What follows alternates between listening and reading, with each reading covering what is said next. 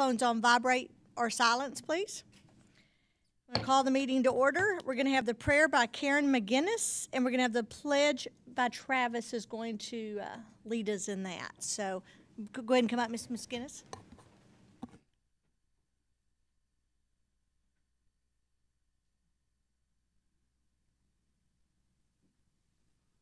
Good morning, Commissioners, ladies and gentlemen. To each person present here today, it's both a privilege and a pleasure to be with you.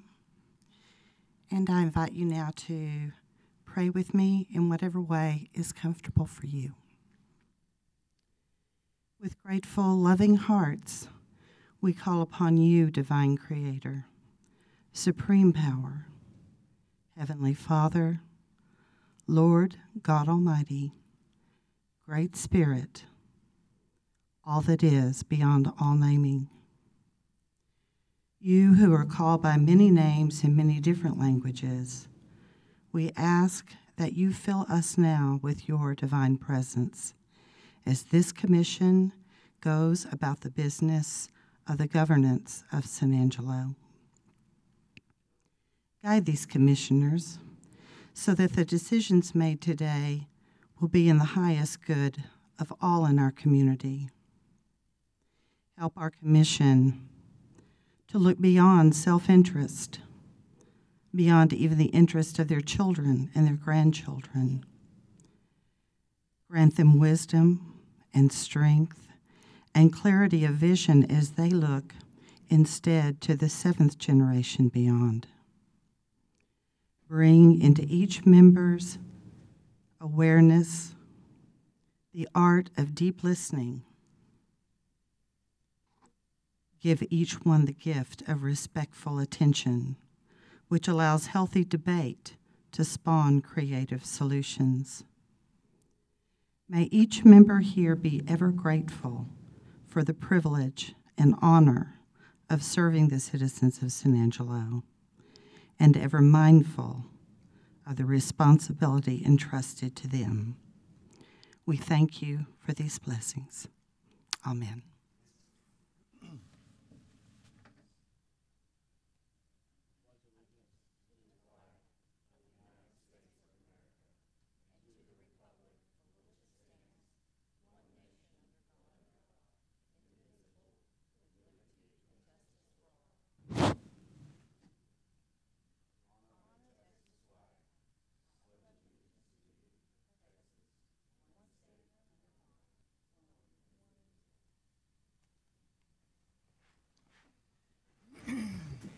All right, we have a full agenda today, so when we do public comment, please try to keep your comments to about 3 minutes if you could.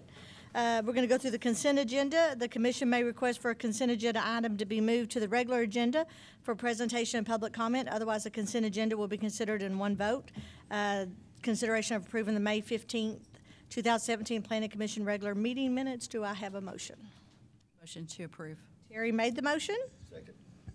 Is that Sammy? Sammy seconded. All in favor say aye. Aye. Huh? Sammy Mark. Was it Mark?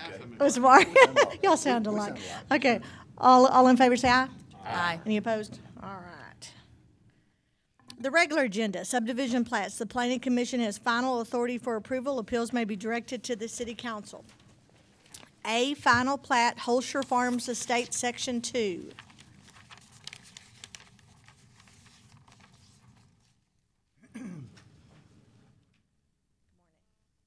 Good morning, Commissioners. Jeff Fisher, Senior Planner with the City of San Angelo. Our first case today.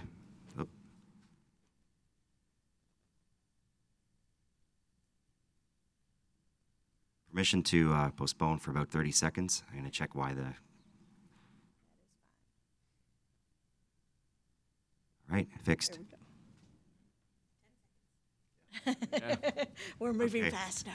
So you all approved recently the Section 1 of this plat, Hoelscher Farms. This is now for Section 2 that's immediately to the east. It's on 22.166 acres south of Country Club Road and Hilton Head Boulevard.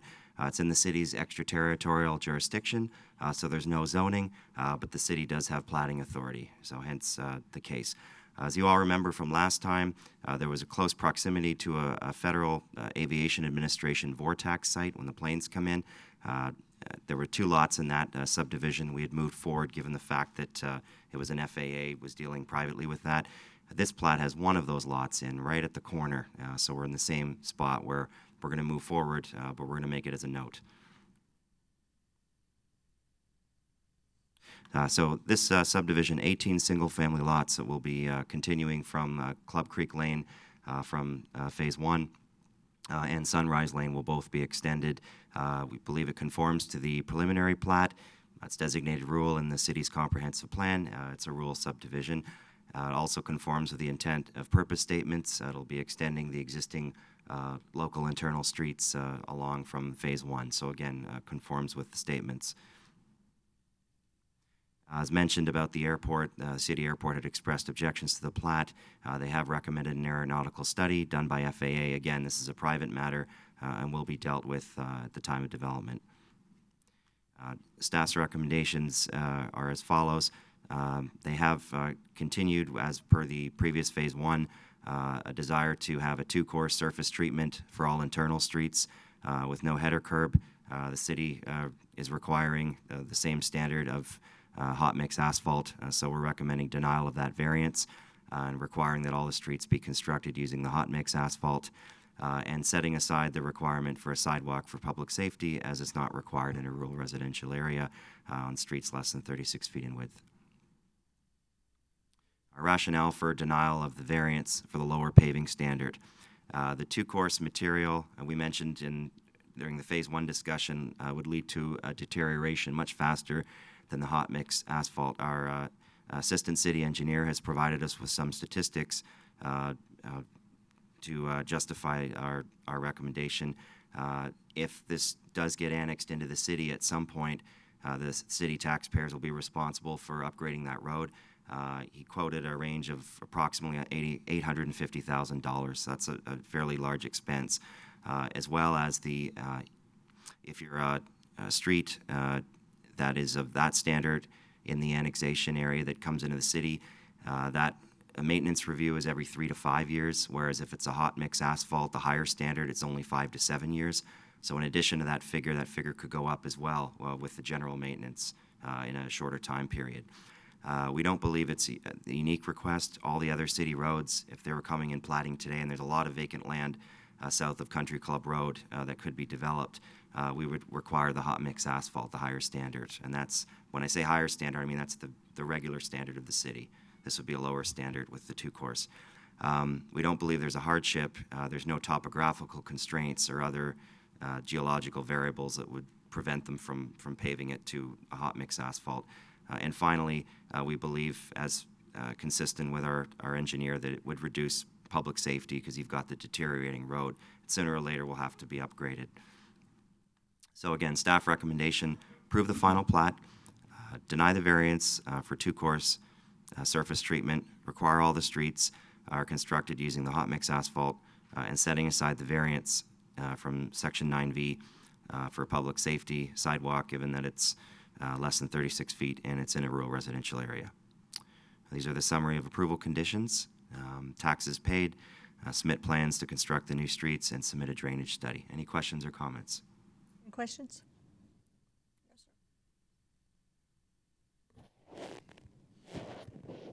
Okay, public comment? Good morning, Russell with SKG. Thanks, Jeff, for the presentation.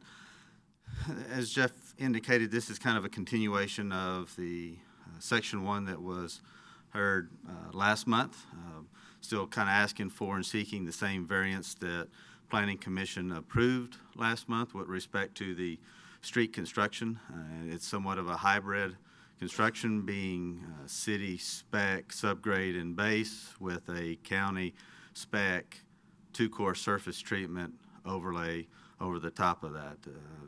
This is intended to remain in the county, so it won't be a burden to city taxpayers. If at some point in the future the city wants to take up that battle and pursue that and feels that they want to bring that in, I guess that would be a discussion for the city in the future. But right now, the intent of this subdivision is to remain in the county.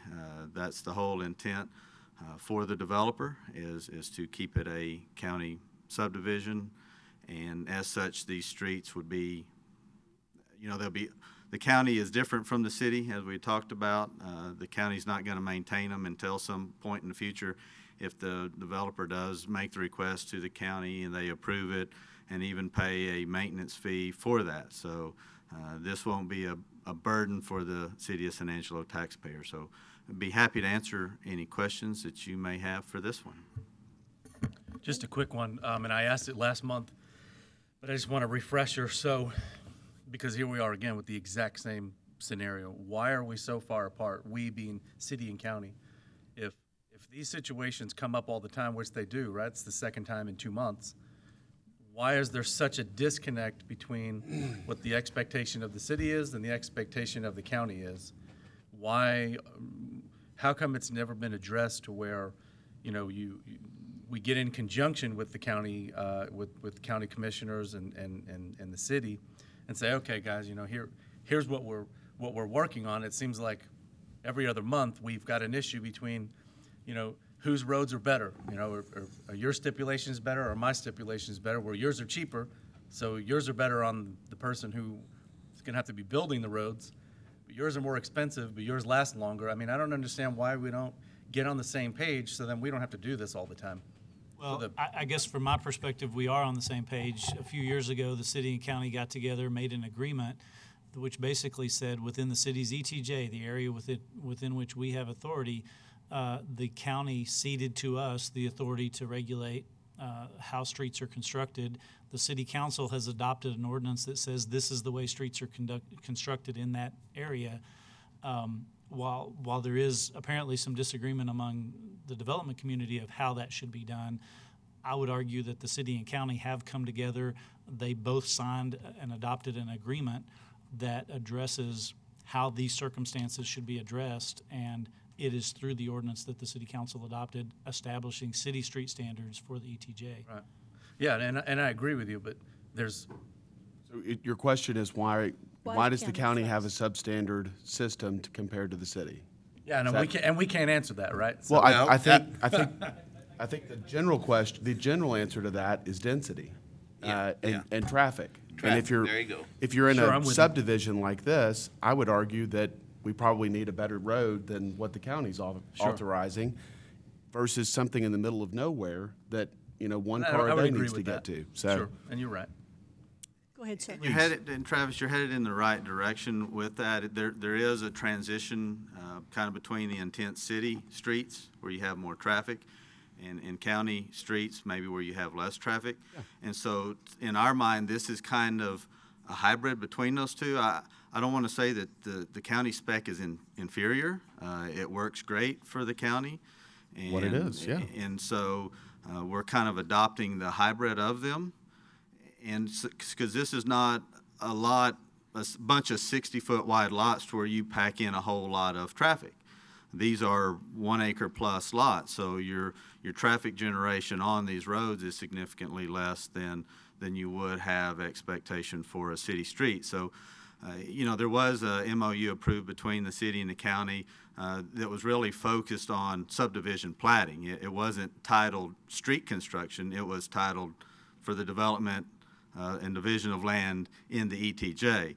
There could be some discussion around was the street issue specifically addressed and how, because some of the commissioners kind of feel like it wasn't specific because there's been talk back and forth. And sure, you're right. It's one of those areas the city can point to that MOU and says this gives the city the ultimate authority to regulate, control. Everything has to be per city spec.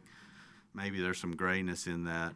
So we're just trying to seek some sort of a balance that allows development in the ETJ. There has been a big void of development in the ETJ because of the cost of constructing the streets. This is one of the first full-on, fresh, new developments in the ETJ that we're trying to push through because of that always the criteria for a full-on city spec street. It just, the economics do not work. So we can continue to have a void out there and push all the development out beyond the ETJ, or we can try to seek something that allows it to move through. Okay, go ahead.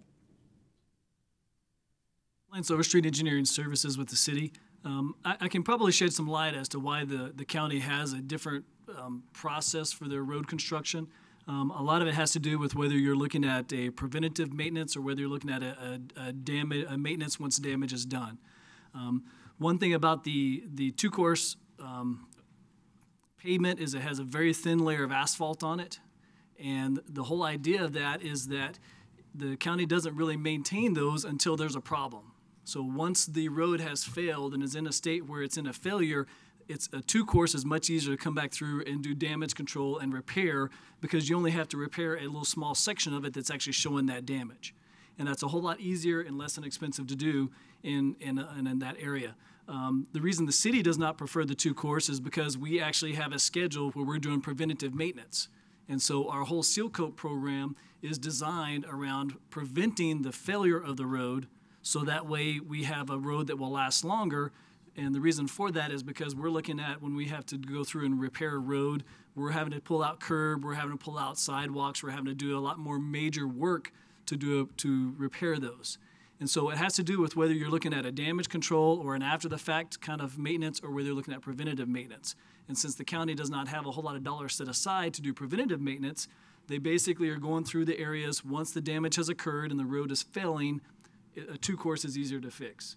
Now, the one thing about this whole hybrid road scenario is it sounds good on paper, but the reality of it is that the city, if we have to go through and redo this road, it doesn't matter what they've put down on the base, because the city has not been involved on the testing of it. We haven't been involved on any of the material selection on it.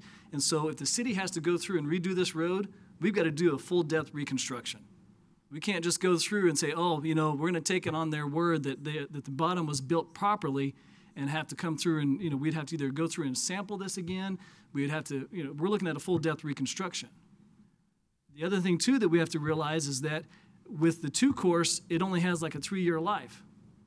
So once you start seeing degradation on this road, the substructure is damaged. Once the substructure is damaged, you're also looking at a full depth reconstruction.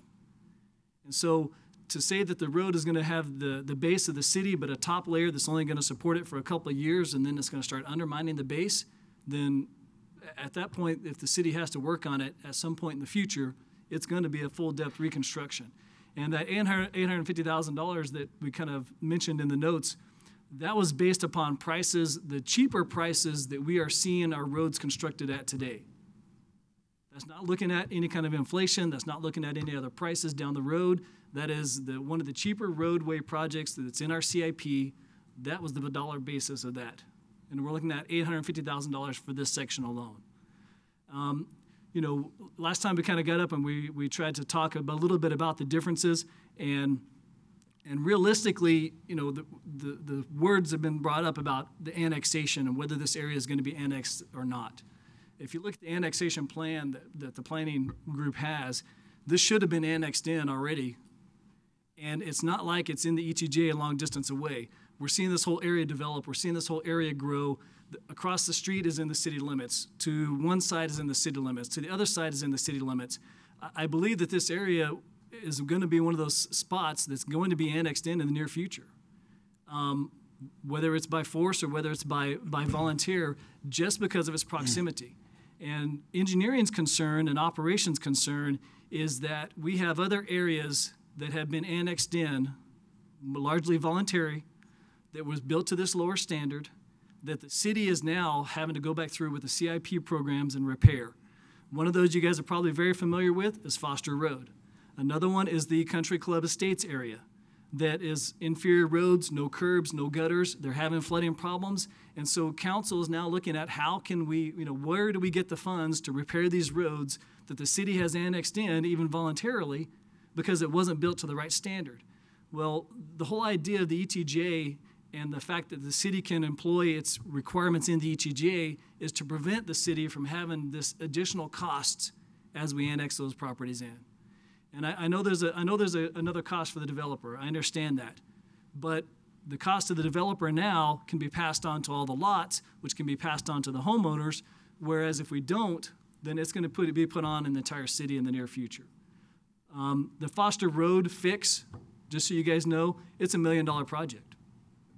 Just to fix a low water crossing, this 2-course that wasn't built to the right standard. The Country Club Estates, we don't know that we can even fix that one because of the way the grading has been done. We're not supposed to actually, money should have nothing to do with this. Like, we cannot, we can't make a decision based on the fact of how much something's going to cost. Money, I mean, right? I mean, we've been told that many, many times, that money is in a terms of hardship. considering the variance, but I I think was going to say, that's the, Yes. that was my objection to begin with. I don't understand the basis for making this variance request to begin with by the applicant. It's all financial, in my opinion. I don't understand. And I think the difference here is, I think we aren't, from a staff perspective, aren't necessarily arguing that you should make a decision based on the financial aspects of this variance. I think we're trying to describe to you why the city council has adopted the ordinances they have, and that is partly based on the financial impact to the taxpayers. And that is something, I almost said there's something you should consider, but in fact, I don't think you should consider that, because I think what the applicant is arguing is for a different ordinance.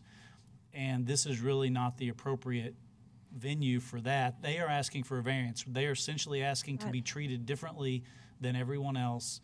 The city council has adopted an ordinance that says these are the street standards that apply within this area. And whether or not that dissuades development in the ETJ, that could have been one of the factors that the council considered when they adopted the ordinance.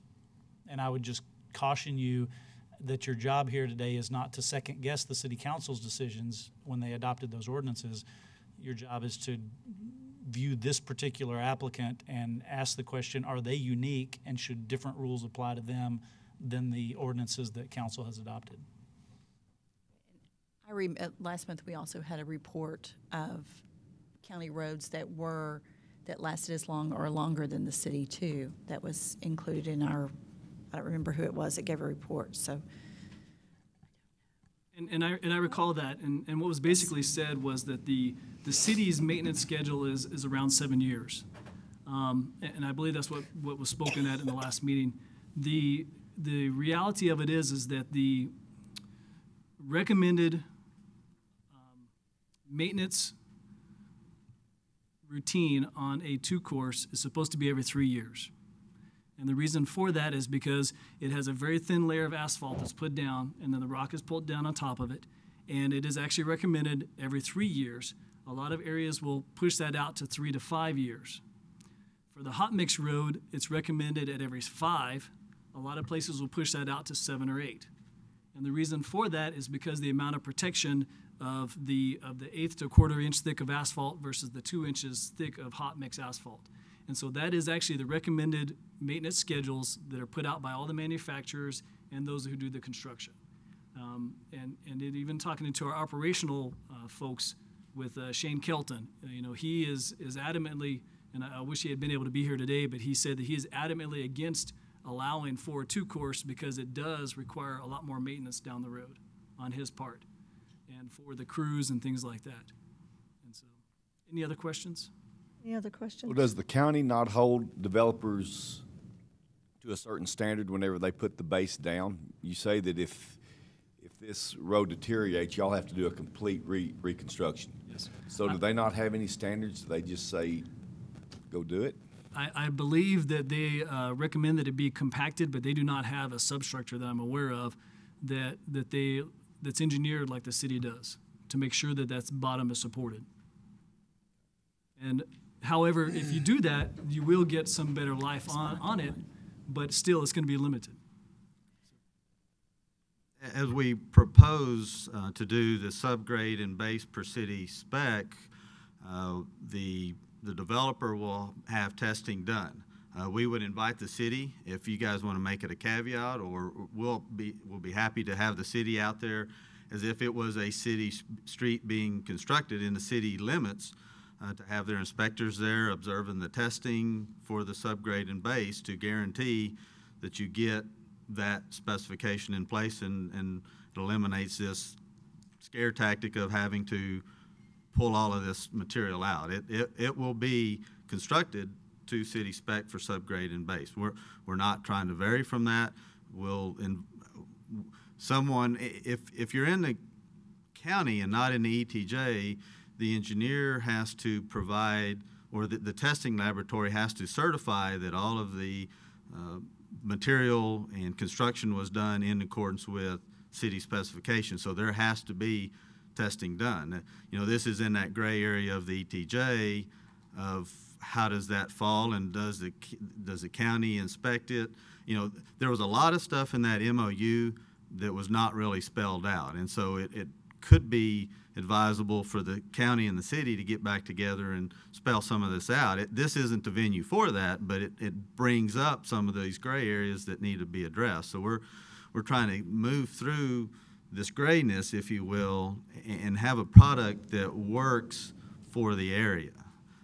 Two core surface treatments are proven to work throughout the county. I don't want to question engineering or the city streets, but have you driven some of the city streets lately?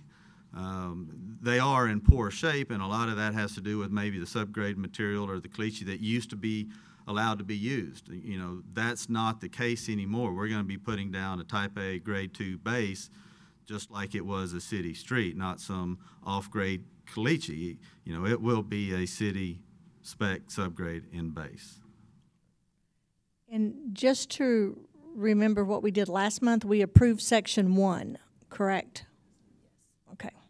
Variance also. All right, any more public comment? Good morning, council. Steve Hoelscher, I'm the developer. Sir. First thing is, I would beg to differ that this road is going to last more than 3 years. Easy on that. The other thing is, I don't know if y'all have been down Country Club Road and looked at my brother's road going to his house, to his private residence. That road was built basically in 3 different lifts with caliche from right there. And I mean, it way exceeds anything I think that Country Club Road has been built on. That road is 30-something feet wide, 60-foot easements been granted, plenty of waterways on both sides. And if you just look at that caliche road, it'll probably last longer than some of the roads around here that are paved with asphalt. It's just built that good and that much compression. In our roads, we plan to build it the same way. It will way exceed anything that has been required by the city that they built, especially like on Country Club Road, because that road right now has concrete curbs on it, and those concrete curbing has deteriorated because that road is so narrow. If you fall off with 2 tires on one side, and the other day it happened to me, almost had a head on because 2 to 3 inches up to 4 inches of that concrete curb is eroded out along the side.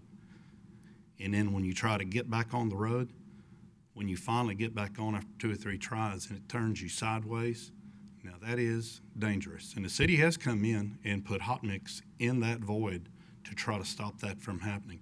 But it is happening from end to end, and I almost had a head on the other day because of it. Talking about public safety, if hot mix is the only road that's public safety, that means every county road out in the county outside the city limits is not consistent with public safety. And I can tell you those roads, 18-wheelers go down them, tractors go down them. We have a lot of big, heavy equipment that go down it, and they stand up. Even these little bitty roads, look at Fairview Road. They just got through rebuilding that road, and it is great, and that's a 2-course gravel road.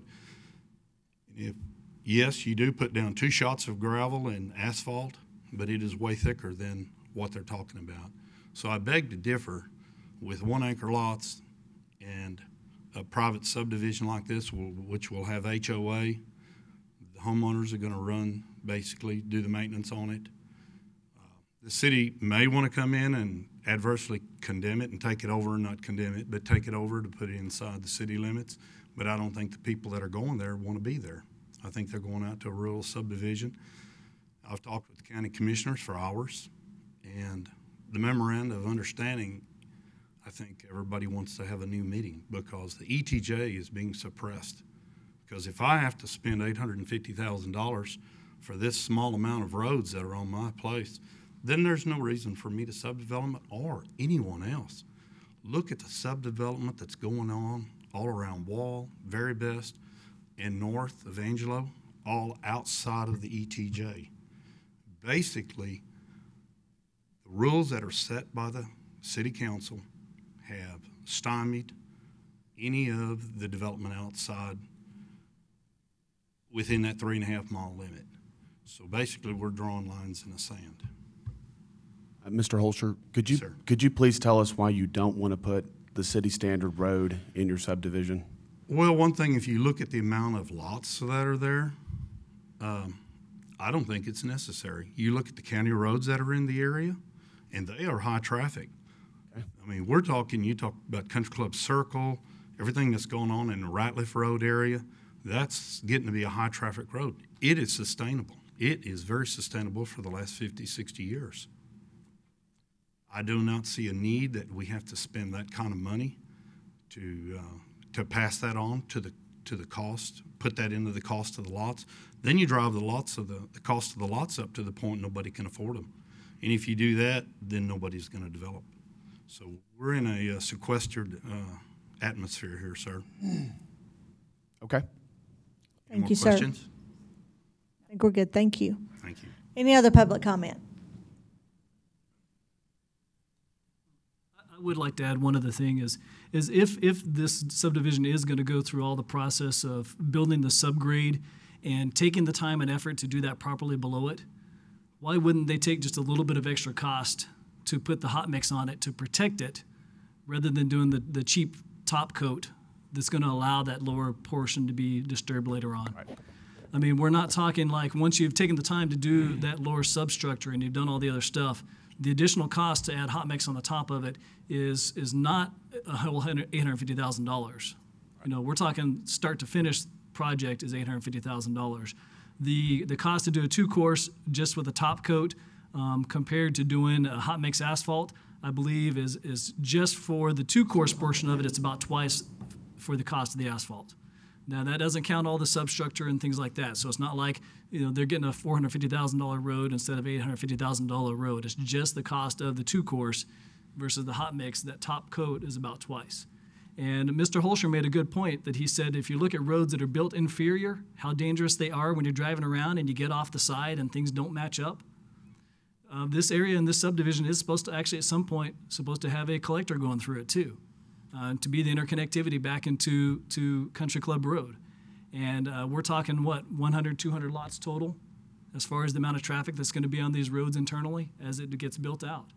And so I think there is the fact of 2-course versus hot mix isn't the public safety. It's that long-term maintenance and what the road condition looks at in a long term. And it's been proven that the hot mix roads, if maintained properly, do last longer and do provide a better ride for that safety purpose. So. The collector road we approved last month as 2-phase. Do y'all have any problem with going in and looking at their reports and all of their testing and keeping that on file and so that you don't have to totally reconstruct everything? We don't have to have a problem with that at all. In fact, we would be happy to, as a city, to send inspectors out there and be a part of the testing for the subgrade.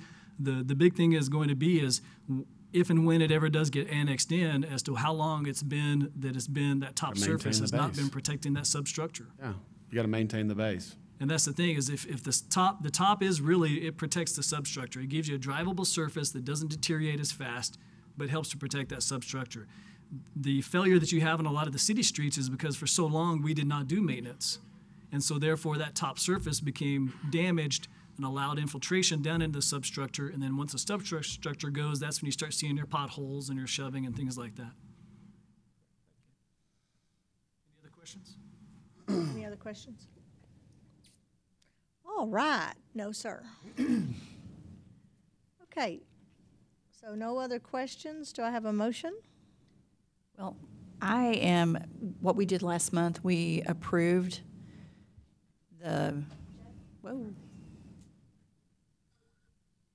was looking at that picture. So we approved Hilton Head coming in and the other for phase one as the two-course, two-part, whatever it's called, two-course, two-part. I see no reason to make the rest of, or the part two going in a different type of asphalt. So I would move to approve the variance and the final plat for this. Okay, let's go ahead. Do we have a second? I'll second it. Okay, so just a little discussion first. If we approve this, should we put in there that they will go ahead and check to make sure that the bottom is put in correctly or not? Do we have that on the I first? don't know that we can do that. No. Can we legally do that? I don't know if we have that on We don't have it on the section first one. We don't have it on section one. No, ma'am. It just came up today. It just came up today. So that's just, it's just you're approving it just as the last one was approved. Yes. Okay, so we have a first by Terry and we have a second by Joe. All in favor say aye. Aye. All opposed?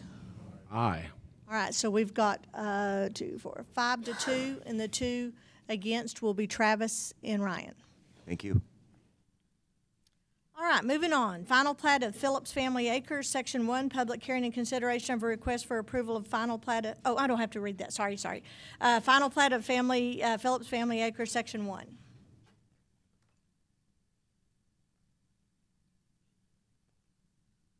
Good morning, Commissioners.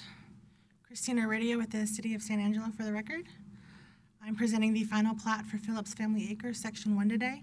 It is a 16.41 acre tract in the ETJ on the north side of Red Creek and just east of Runyon Road.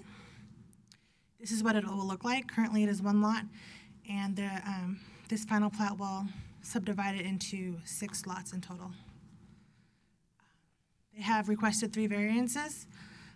One to pave the Red Creek Road by an additional 5 feet, that the variance against the sidewalks, and an additional variance against paving. So staff is requesting that we deny the first one, approve the variance for sidewalks, and then set aside the additional variance for paving.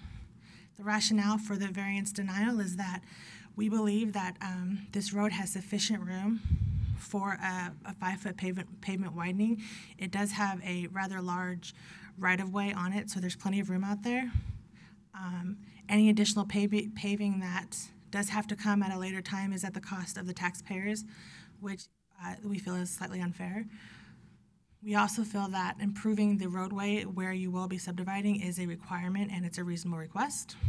Not only does the widening of this road benefit the front lots, but it also benefits anybody who drives through the area. And if the applicant is unwilling or unable to pave the road, there are additional options for him. So with that, we recommend that you approve the final plat for Phillips Family Acres, Section 1, subject to 3 conditions. We recommend you approve a variance from Section 9.5, which is for the sidewalks. We're asking that you deny the variance of Section 10.3A2, requiring the improvement of Red Creek Road by 5 feet. And we're asking that you set aside variance Section 9.3A5, which is a redundant request to 10.3A2. This is the summary of the 3 conditions. The first is that they prove that there is no delinquent taxes.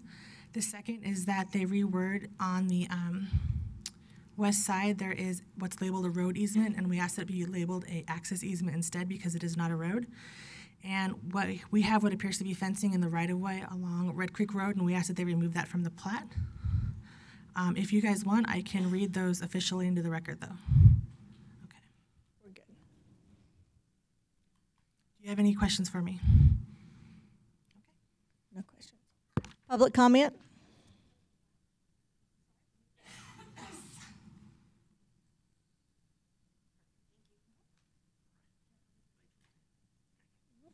Good morning, Herb with SKG.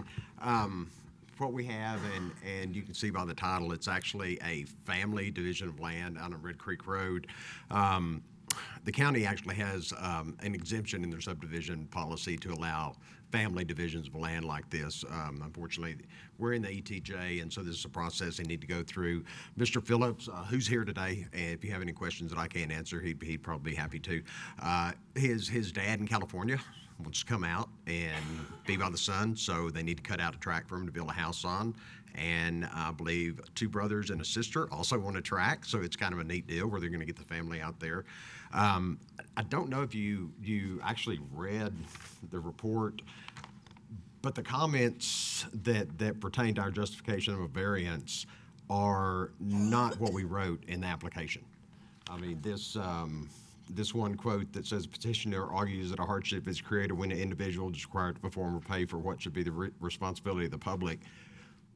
We didn't put any of that in the application. I mean, these comments in this report do not seem to pertain to the application that we put in. In fact, if you'll look up at the top where it says staff report, final plat, Mary Lou addition, section 2, another indication that this report, I don't know if it's cut and paste there or what, but they've got the cliff notes kind of the report up on the screen and everything, what they went through.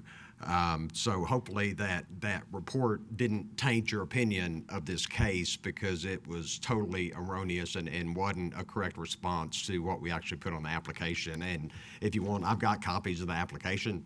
I'd be happy to give to you if you have any question about what I'm telling you right now. Did y'all read the report? I mean, part of it's just mean. I mean, it's yeah, it sounds bad, and that's really not a reflection on what we wrote on that.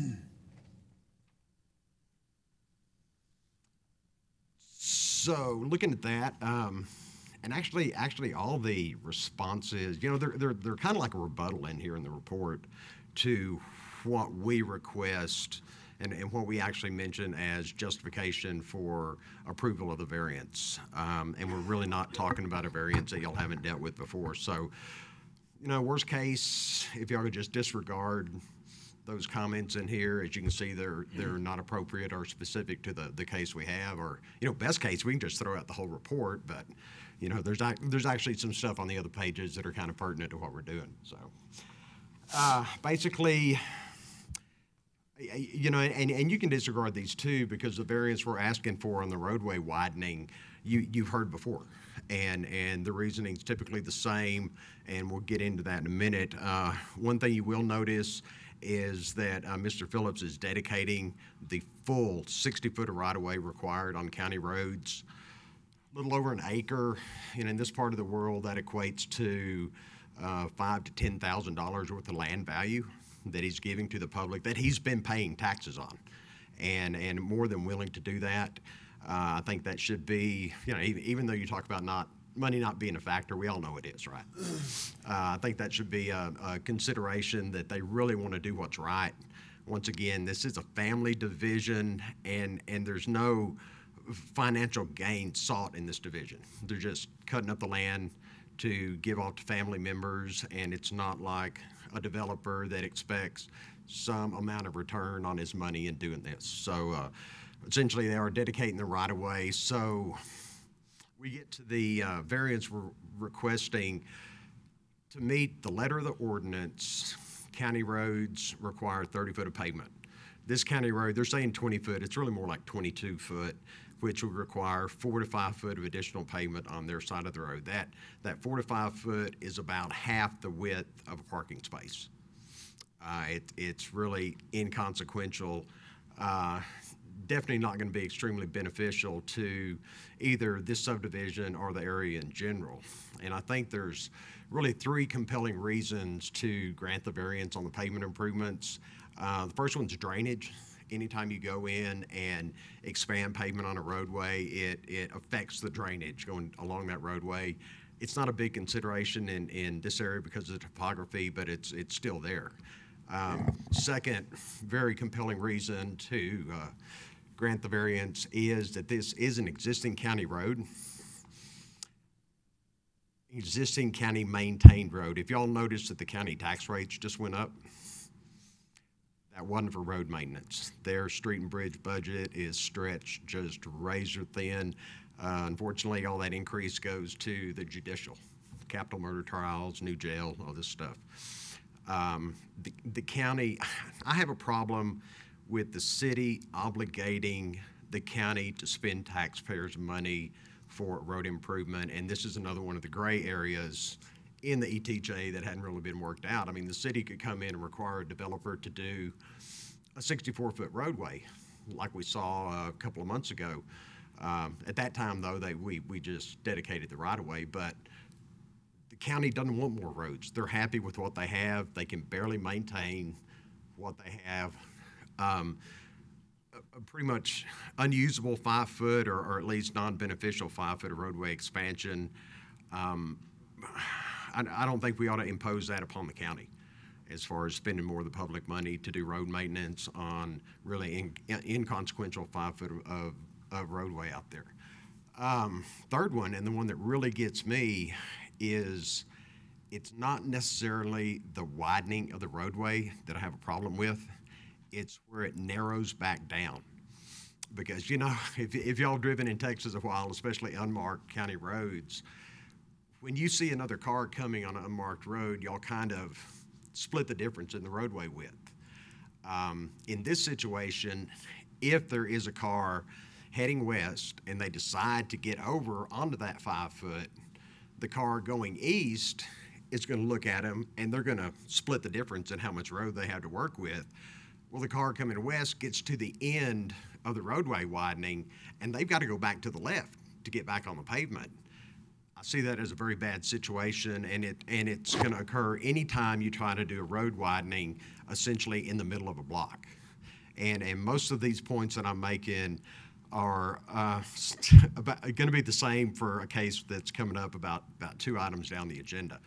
I think it's dangerous. I think there might be a liability issue with the county, and I don't think the county should be imposed on the additional cost to have to do this.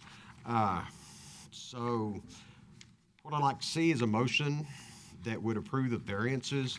If we could look at the conditions of approval as printed in the report, not necessarily the Cliff Notes. I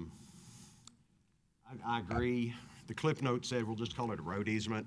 What we reference on there is actually the document that created the road easement. And so there is verbiage on that document that specifies what it can and can't be used for. It's actually it called it interrupted. Can't be an interrupted road. Planning seems to like this unencumbered terminology for road easements. That's what the report says. We don't like the term unencumbered from a surveying perspective. We think it relates more to liens on property. The term we typically use is unobstructed. Might be viewed as the same thing. But the one I want to talk about now is condition 3. Remove fencing from Plat and all fencing in the right-of-way for Red Creek Road. Maybe we shouldn't have shown the fencing on the Plat. It was kind of on there to show what was being used as right-of-way at the time. Obviously, the road was going across private property that we're deeding off as right-of-way right now, and we just kind of wanted to show where the fences were, and that's been construed as land in use as county road right-of-way. If you'll notice on the Plat, if you can see it on your Plat, the fence on the north side is right by where we're dedicating the right-of-way line to. No problem there. If, in fact, this condition means removing the actual fence itself on the ground from within what we're dedicating as right-of-way, there's a problem, because the fence on the south side of the road, it's about 6 or 7 feet. into the proposed right-of-way, it's been there a long time. This fence is the north line of the field and pasture that runs southward all the way to 2105, a mile, 2 miles to the south. This is a fence that keeps their cattle in. This is a fence their turn row runs alongside. It would be a very bad thing. I don't know what authority the city has to ask for that fence to be removed out of the right-of-way to begin with. Maybe planning could help me on that. So when planning looks at a plat and we see that there is a discrepancy, that is, there's a building in the middle of what would be an access, or there's a fence in the middle of the road of what is proposed to be right-of-way, we correct them so that as things move forward, we're not waiting until everything gets built and then we discover, oh, wait a minute, you saw there was a fence in the middle of the road. Why didn't you make them take it out before it was recorded? The only thing that staff is asking today is we all recognize there's a fence in the middle of the right-of-way only for the segment that's within this property, not the whole, whatever, how many feet that is going all the way down this road, just for the segment that's in front of this property. That's the only scope that the city has the power to request. Move it back so it's out of the right-of-way. Seems like a pretty reasonable expectation. You've got a fence in the right-of-way, move it out of the right-of-way. We don't think it's an onerous request to make for something that's Do we in the not see interest. fences in right-of-ways in the city? Ma'am, I think we do. We do, but when we recognize they're in there, we fix it. We tell applicants or developers to fix it. When we recognize it, we take steps to fix it. We've recognized it, so it seems pretty logical that we ask someone to fix it. For one thing, it's not in the middle of the right-of-way. It's very at the extreme south end of the right-of-way that we are dedicating. The fence has always been construed, I mean, county right-of-way requirements are only 50 feet. It's not unusual to see private property that is being used as a county roadway. We see it all the time from the surveying perspective. I guess what Ms. Greer is asking for, this guy's got his fence running along here. We're supposed to go in and notch it or something so his cattle stays in and everything. This is really unrealistic. That one just needs to go away.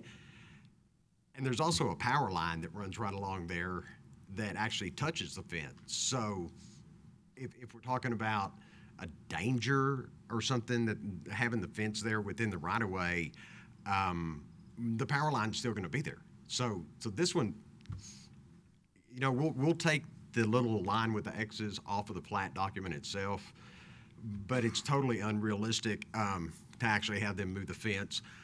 If I was a landowner to the south and somebody tried to move my fence, even if he showed me a copy of his survey that clearly indicated that it was his property, I would have a problem. I would probably be seeking legal relief. I might view that as a taking on the part of the city within the ETJ of land under use by that landowner. I would think that he might construe that as being a taking on the part of the city in the ETJ and using Mr. Phillips as the agent to do the taking, which is, I think, very, very bad. So I would just like to see that condition go away. We don't need to be messing with the fence that's been delineating the county right-of-way for, I looked at it, 50 years, maybe longer.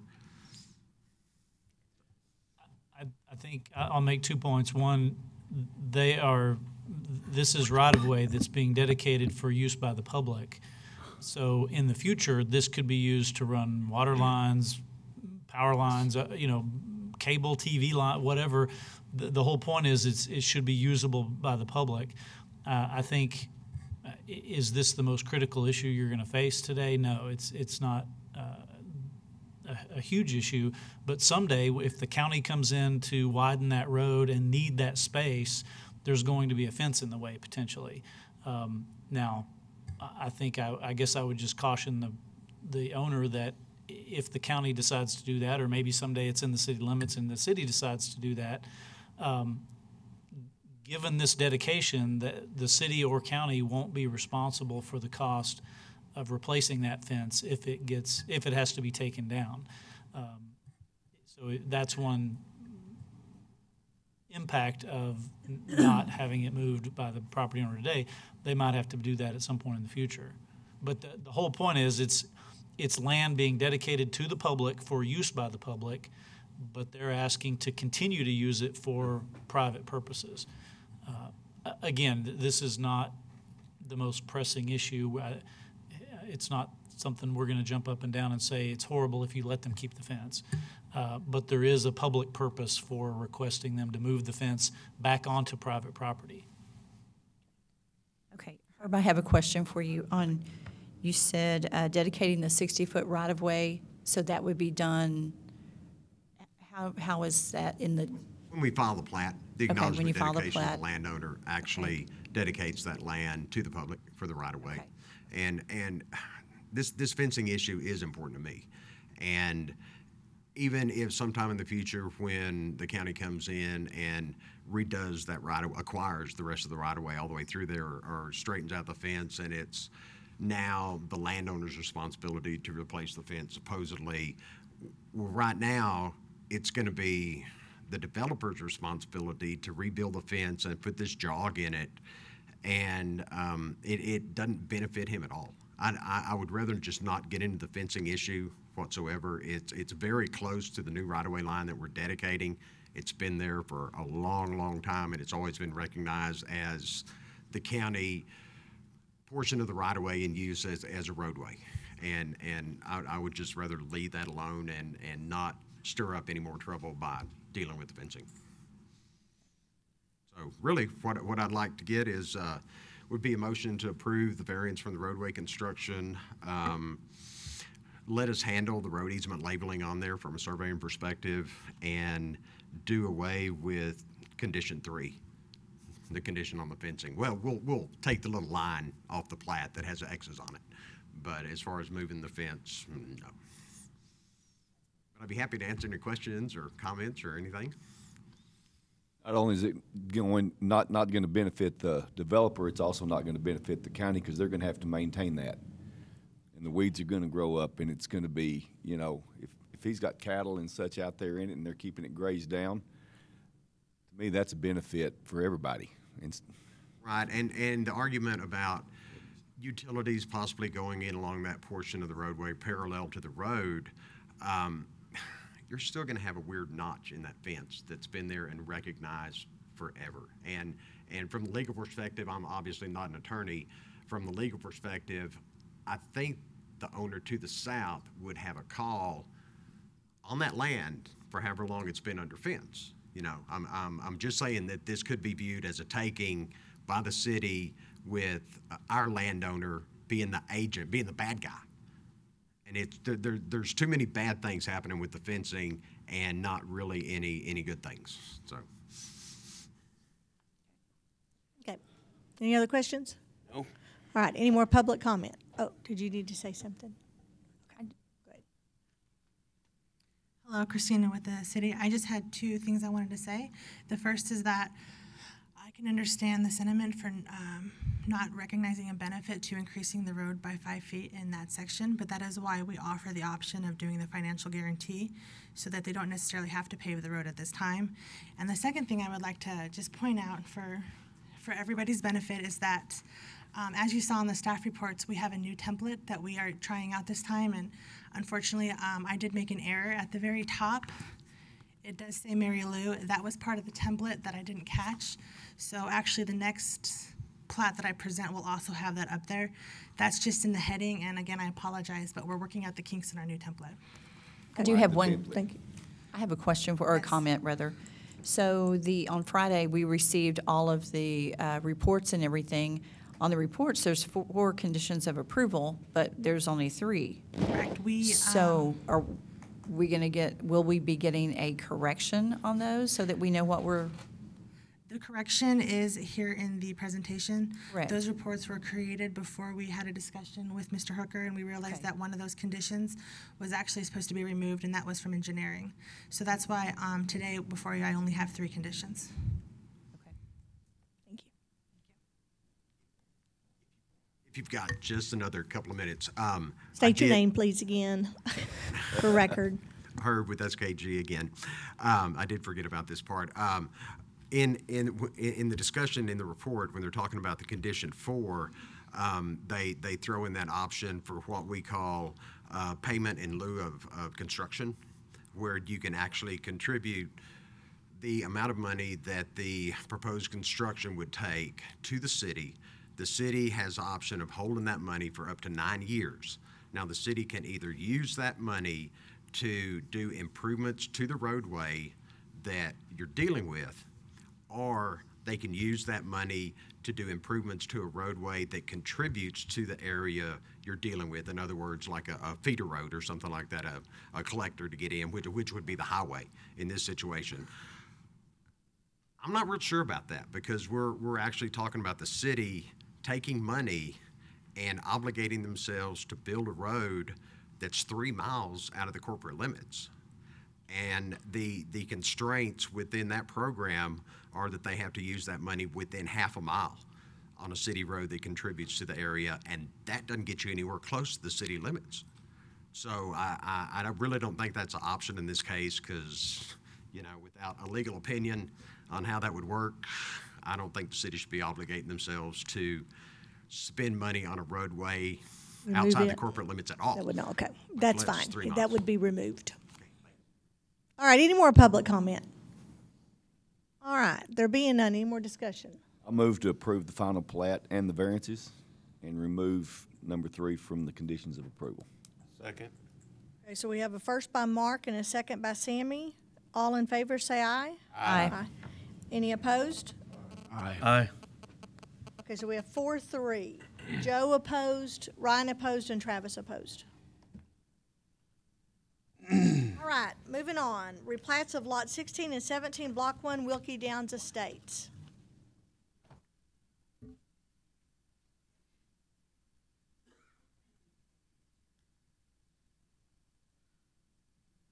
Hello again, Christina with the city for the record. This is the replat for Wilkie Downs Estates, Lot 16 and 17, as you can see here on the aerial. It is combined. It is 0.0824 acres northwest of Citation Court and Equestrian Boulevard. It is in the city with RS1 zoning, single-member district Tommy Hebert, and the Country Club neighborhood. This is what the proposed replat will look like, which is the combination of 16 and 17 into one lot, 16A. The applicant has requested 5 variances, and the city is in agreement with them. The first is that we would recommend that you approve the variance for sidewalks along Citation Court and Country Club Road, that you would approve the variance to widen the road right now, and that you set aside the other 3 variances. The first that we ask you set aside is because it is redundant to the one that we're approving, number 2. The second one we asked you to set aside is the requested dedicate the right-of-way. These roads actually are wide enough. There is no reason to improve or dedicate any more right-of-way. And that the third one, double frontage lot, is allowed. In this situation, double frontage lots are never not allowed. They're just not recommended. And we understand that this is a special circumstance that would require that. So we ask that you set aside those 3 and approve the first 2.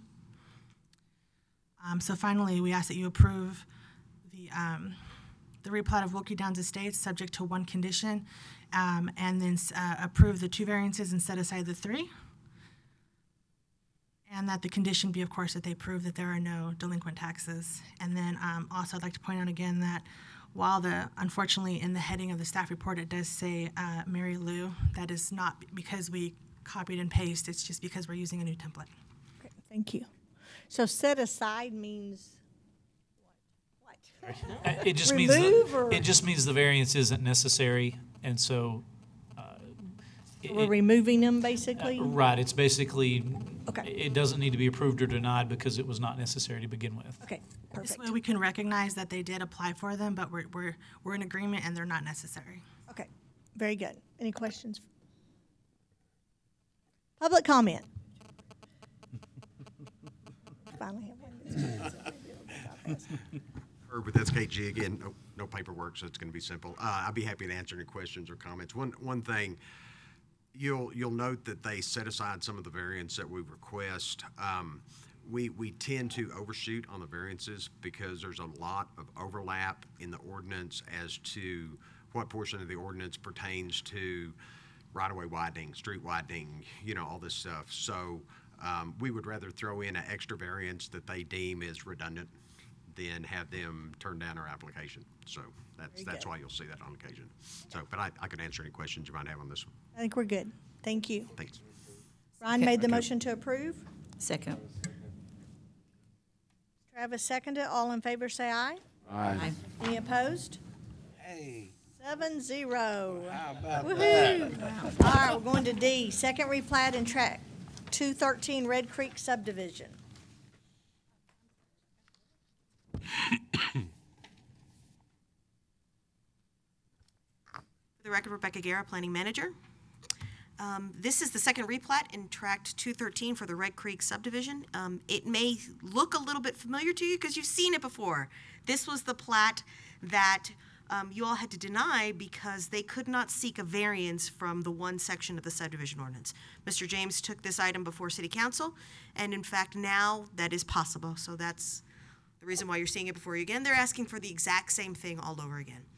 So I'll go as briefly as I can because you've seen this before. It's a little over 2.5 acres. It's on the north and south side of Landers Road and east of Swain Road, and is in fact in the ETJ.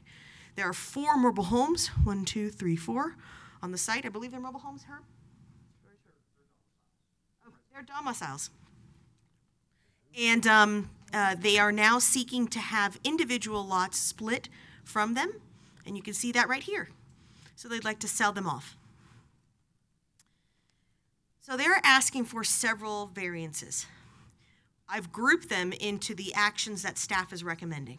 So I'm actually going to do a presentation on the 3 denials and assume that you agree with staff on approving a variance from the sidewalk and setting aside Landers Road to exceed 750 feet. That's that road that they already front on here.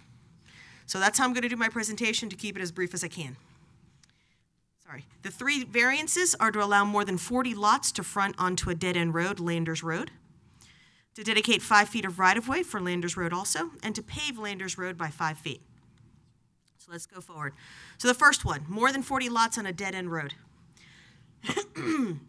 There were originally 47 lots platted along Landers Road. You can see that here. That's that green that goes all the way like that. So you can see how it was originally platted at 47. These were very large lots. And Landers Road is 8,000 feet long. It dead ends. So those 47 were before any of the lots split. So you can imagine one of those lots is what they're proposing today. And this one's splitting into 4. Imagine if at least half of these lots split into 4. We have a road, which is more than 8,000 feet long, originally built for 47 lots to front onto, and now we have the opportunity for lots to keep splitting and going onto these roads, which dead end. So as I just said, recent subdivision activity has increased the number of lots from that 47. Landers Road, more than 8,000, which dead ends, and there's only one way in and out.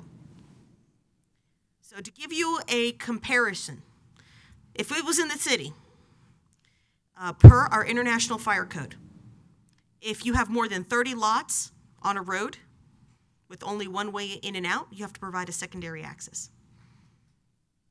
47 what is platted, more than that today, 30 if it was within the city.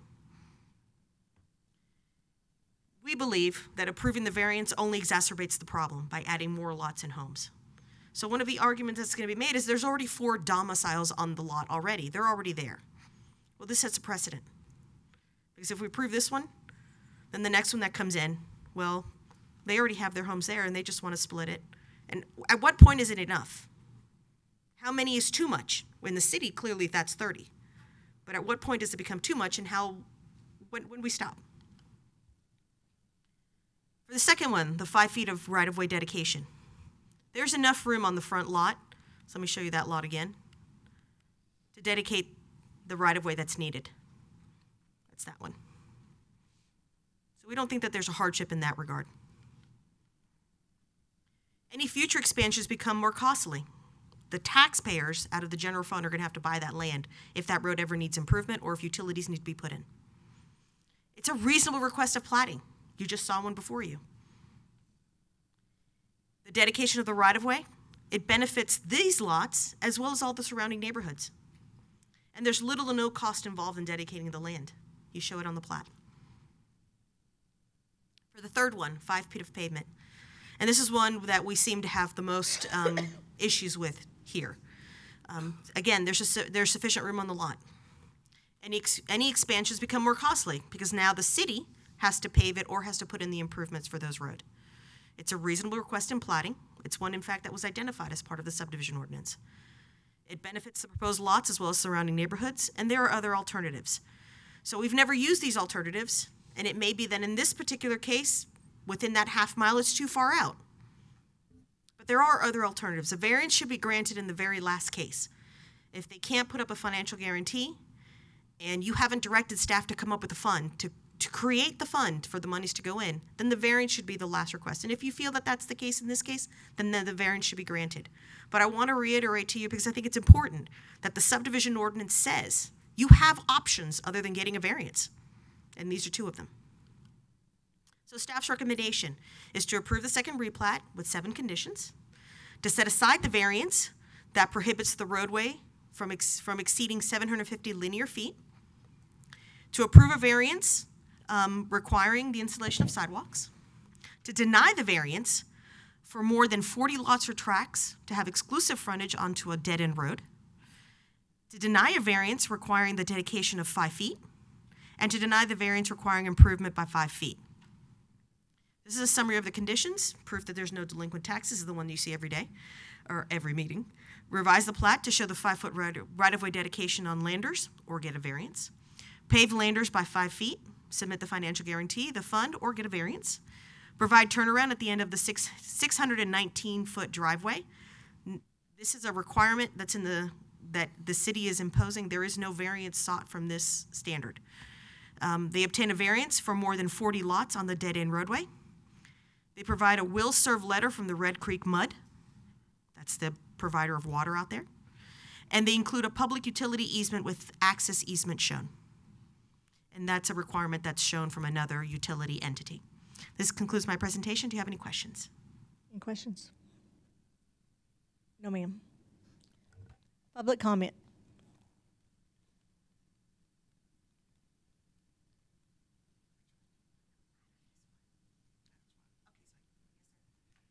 Good morning, Herb with SKG again. When I got to looking back, I thought this thing started back in October. This thing has been taking so long. This was the one that came up in January, and because of the provision in the ordinance that says absolutely no more than 40 lots fronting onto a roadway, y'all couldn't even hear it. And so we went ahead and appealed it to the city council. We did a presentation to the city council, and they were ready to vote on the replat itself. And we asked them if they had the authority to make a vote on the replat, and legal at that point told them that because of that same provision, they couldn't even vote on the replat because of that provision in the ordinance. And so the council, in fact, Mayor Morrison, he said he would come back and sit in as a mayor again if it ever came back to the council. So he was pretty fired up about it. But anyway, the council directed the planning staff to go and change that provision in the ordinance that had that finite limit of absolutely no more than 40 lots on a dead-end roadway. And so after that was done, that allowed us to bring it back to y'all, and that's why we're here today. Essentially, one thing to understand, there are 4 residences on this lot right now. They're rented or leased. There's going to be 4 residences on this lot tomorrow, regardless of what happens here. So the argument about this replat increasing the amount of traffic on that roadway is totally invalid because they're already there and they're always going to be there. There's still the magic number about maximum 40 lots on a roadway, ideally, although it's not a finite part of the ordinance right now. There are 47 lots platted on Landers Road, this dead-end road that was done back in the 70s. But actually, especially toward the north end up in here, there's numerous lots that are under one ownership. And in fact, there's only 31 residences on Landers Road because so many people own numerous lots. if you listen to the argument about, well, if what was it, 12 lots come in and subdivide into 4 tracts each, it's going to make some incredible number of lots. Well, look at it the other way. If these people start buying more tracts and acquiring more land out there, more lots, we're going to have fewer number. I would rather not speculate on which way it's going to go, one way or the other. I mean, we're dealing with the existing conditions out there. One thing I forgot to ask on Travis, Ryan, and Joe, why were you against the one on Red Creek Road? Can I ask that? I don't think I was just wondering, because it might be pertinent to things we do in the future. What's the question? I was just asking Travis, Ryan, and Joe why they were opposed to the one we did on Red Creek Road. I was going to ask them that when I got up here, but I was so excited to jump into this that I don't think you can do that during this presentation, can you? I'll be more than happy to talk to you in the parking lot. We can talk afterwards, no problem. I don't know. This is going to be a long meeting. I don't know if I'm always in the parking lot. I'm always positive. Okay. So anyway, we're asking for a couple of variances with the right-of-way dedication. It's 5 feet. If y'all want it, we'll give it to you. The right-of-way is no big deal. The variance for the pavement improvements, once again, same situation I talked about on the Red Creek plat. We're only talking about 150 linear feet here. So really, this is so unusable as to be incredible. The other one was unusable. It was longer, but it was unusable because of the width. I mean, it's only like 4 to 5 feet wide. This one's only 45 feet wide and 150 feet. You wouldn't have time to swerve over onto this additional pavement before you had to swerve back off of it. So it's a bad situation doing any kind of pavement widening in the middle of a block. And I'll stick by that forever. Okay, we're good with the sidewalk and all that. One thing that's kind of confusing to me, they are recommending approval of the replat, but they're recommending denial of the variance for more than 40 lots fronting onto Landers Road. How does that work? The replat can easily be redrawn. I'm sorry, Rebecca Guerra for the record. The replat can be drawn so that now it goes back into one lot and they replat a one lot plat. That's how they want to keep it. Our argument stays the same. There's too many out there. It's a dead end road. It's too long and there's too many roads. We either approve the variance or we don't. If you got rid of that variance and you wanted to do a one lot plat and keep the 4 domiciles out there, that's great. We just don't want to set the precedent of recommending to you, because that's what we're doing. We're recommending to you. We just want to keep the message straight. We want to keep it consistent. Is part of the requirement limiting the number of lots on a dead end street fire code? And do we not get assessed on a regular basis? Well, sir, this is in the ETJ, so they don't. It's outside the city. Okay, they don't so have it's to- only right. okay. Thank you. I use that as a comparison for you to understand what city council passed for the city. So they determined that this was an appropriate amount for the city. We don't think that the rules are different in the county. We think safety is safety, and so that's the only apples I have to compare to an apple. There just happen to be in 2 different locations, the apples. Okay. Okay. Are we looking at the conditions of the report, or are we looking at the Cliff Note conditions? Okay. If you'll look at your report, I'm going to get rid of the circle. Okay. condition 4, where it's talking as primary access to 4 residential lots being created through 690 foot long encumbered access easement, turnaround easement, yada, yada, should be provided within proposed track be consistent with section 9-3-Z-1. Now, Chapter 9, Section 3 deals specifically with public roadways, dedicated public roadways. That provision in the ordinance is dealing specifically with dead-end, dedicated public roadways. And that's why it's talking about putting a cul-de-sac on it. They're looking at this and lumping it in with a dedicated public roadway where you've got to do 40 foot of pavement and full-blown cul-de-sac up the north end of it, this is never going to be dedicated. This is just a private shared driveway for the people in there. If you have any questions or comments on this part, this is pretty important, so I'd be happy to take them right now. On your plat, you're showing the lot at the front, and it has basically, it narrows into each property, all the way to the back? The properties share Okay. Essentially a That 30-foot access road or drive easement. drive. And they each get 10 foot of deeded frontage onto the roadway. So, but to meet that provision that's specific to a dedicated public roadway is totally out of place in the conditions. So we definitely need to get rid of that one. That next slide, Rebecca? So that one was is the, Condition number 4 Yeah. in the report.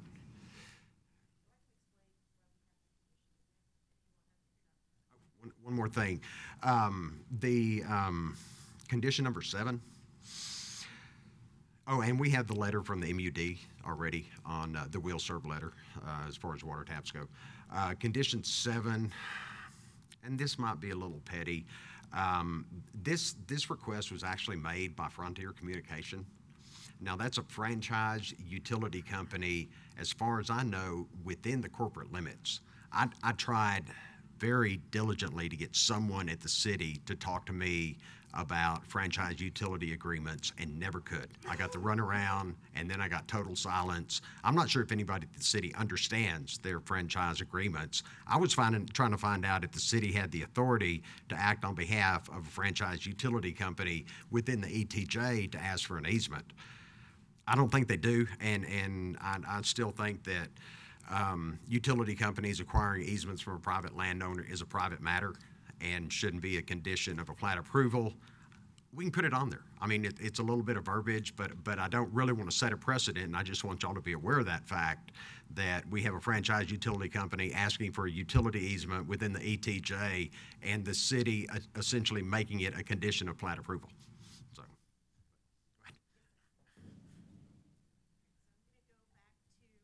Rebecca Guerra for the record again. I'm going to go back to this condition, which was written in conjunction with our fire department. Again, it's in the ETJ, but the thought is that one way or the other, if there's a fire department that goes out there, the voluntary, or ours, if and when it's annexed, you're going to have to deal with this situation in front of you, which is a road, a drive, an access leading to that domicile all the way in the back. Fire truck cannot lay down a hose on landers and put out a fire in the back. They have to go onto the property. Well, when you get a fire truck onto a piece of property, you got to be able to get that fire truck out. They have to be able to turn around. Voluntary or city. So that's why the condition's in there. Okay. If you have a roadway that goes all the way to the domicile in the back, just provide something at the end, whether it's a hammerhead or a cul-de-sac or a turnaround, whatever, to get that emergency vehicle and the personnel out of there, in so that they can put out the fire, and out safely. That's why the condition's in there. If you feel it's not necessary and you want to remove that condition, you have the right. We feel from a public health, safety, and welfare, if you're going to put emergency personnel in that situation, they should be able to get their vehicle out. Okay. That's the only About reason. the So I'm other going to one? put the actions back up. I don't know if it's relevant or not. Max Jacobs just left, but he's done multiple subdivisions where the road went past the front house to service the back house without a cul-de-sac, but it was not in the ETJ. But the county at that time deemed that was safe enough to do that, and he's got a bunch of them that way out there off of Glass Road. That may not be relevant because it's not in the ETJ. Now that Ms. Greer has expanded on that, I have talked with the fire marshal about that, and Ross's concern isn't necessarily the access and the turning around at the end of it. The concern with the fire departments, be it the volunteer fire departments or San Angelo's not going to go out here. It'll be burned down by the time they get there. Their concern is actually when you park a fire vehicle and they start pumping water out of it it leaks. I don't know if you've ever seen one. It leaks like a sieve. I mean, dozens, maybe hundreds of gallons coming out of it. The problem is that where that vehicle's sitting with all that water leaking on it, when they get ready to leave, they're stuck in the mud that they created. So if you would like, and if you're concerned about the health and safety issue, if we could change that condition to as approved by the City of San Angelo Fire Marshal, because Ross and I have talked about this, and he knows there's other ways to do it other than building a full-blown city street with a cul-de-sac at the end of it, like that condition would require. The chapter they're citing would be. Rebecca shook her head yes on that. Okay. So if you want to change that to as approved by the city fire marshal, we're good with that. Okay. And we'll work with him and maybe set a precedent on how to do some of these in the ETJ. Very good. Okay. Let me quickly address that number 7. Her mentioned a private utility, but the point here is that it's a public. It would create a public utility easement, so that water lines or cable TV or telephone lines, whatever the case may be, that within that easement that's accessing those rear homes, it also sets aside for public utilities, whatever those public utilities may be. That's typical for a street. In this case, at least one utility asked that we get the public utility easement. It wouldn't be worded specifically for Frontier. It would just be a general public utility easement to allow utilities. You don't have to require that. But again, I do believe we have the authority. Again, our authority in this area is because this could be in the city limits someday. Again, this is far out, maybe not likely to happen in the near future, but I'm confident we do have the authority to require public utility easement if necessary. Very good. And we don't have a problem with number 7. I just wanted to point out to you the situation where we had a private utility company requesting, a franchise utility company requesting an easement across private property, and that being a condition of the plat, and we don't have a problem. But you're okay with it? And we'll do it. Okay, Yeah. very good. So Any really, other essentially what questions? we're looking for is No other questions? a motion to approve the variances, and I'll provide a wrap-up. We can stand together. Okay, Let's stand cool. together. We stand united. Do you want me to see if there's any other public comment first? Yes, sir. Yes, ma'am. Is there any more public comment first? All right, go ahead. So, if I'm not mistaken, approve the second replat with the modified conditions, which I'll go through. Set aside the variance for the dead-end roadway. Approve a variance for the sidewalk. Still, our recommendation is deny, so that is one where you have to vote. And the applicant has withdrawn the variance for the dedication of the right-of-way? we didn't withdraw it. If you want the right of way, we'll give it to you. Okay. To deny the variance for the dedication of the 5 feet, and to deny a variance for the improvement of landers. And condition number 4 has been revised for, or as approved by the fire marshal. And I believe those are the only changes. So that's Pretty it. much. That's it. Yeah, so essentially what we're looking for is approval of the variance for the roadway widening and then the modification of that one condition. So it's, if you want.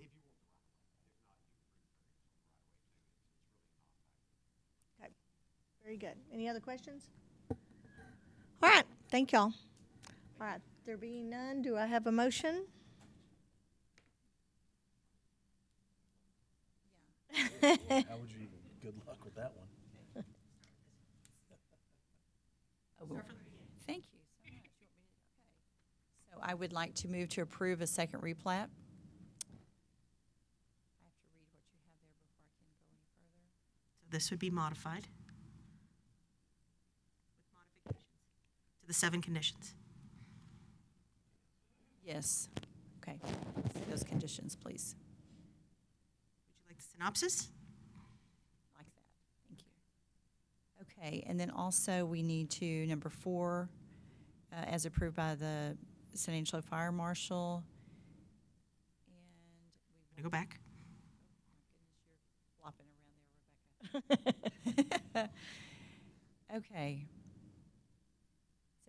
Set aside the variance and approve the variance for the sidewalks. I want to, huh? You want to approve the first one, don't you? Yes, Yeah. approve it. Yes. I'm still in the middle of my motion. Yeah. So on this one, I actually don't know what to do. Can I skip this and go to the rest of it? Mm-hmm. Thank you. Okay, deny the variance for the 5-foot right-of-way. Actually, I think we need the 5-foot right-of-way as we did in the last one. So we have a dedicated right-of-way on there. And approve the variance for that last one.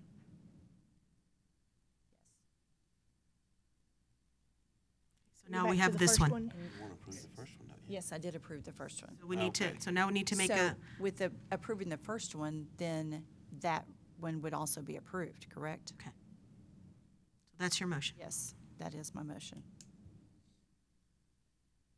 Okay. I have a first by Terry and a second by Sammy. All in favor, say aye. Aye. All opposed? Aye. All right, so we have 4-3. We've got Travis, Ryan, me, and Joe is no. Correct. 4-3, it failed.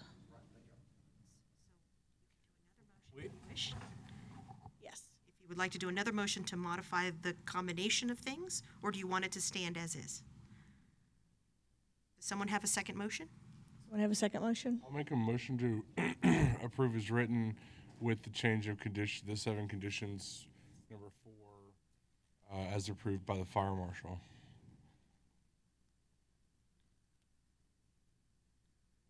Okay. The rest of it I'm saying stay the same, okay. or stay as recommended. Okay. So as presented by staff, except with the modification of condition of approval number 4. Okay. Well, if you deny the first one there, it's all done. It's over, right? Yeah. Yes. It's dead. In effect, dead. that would In deny the effect, 4 takes lot the whole plat. thing out. If we can get Right. approval on this one, and you want them to pay the 5 feet, I can understand that. I mean, it's something to offer them. We're talking about 150 feet of useless pavement, but if that's what it takes to get this thing approved, and yes, you do have to approve the more than 40 lots, because if not, what they're saying is, well, you can do 1 lot. Well, we've already got 1 lot.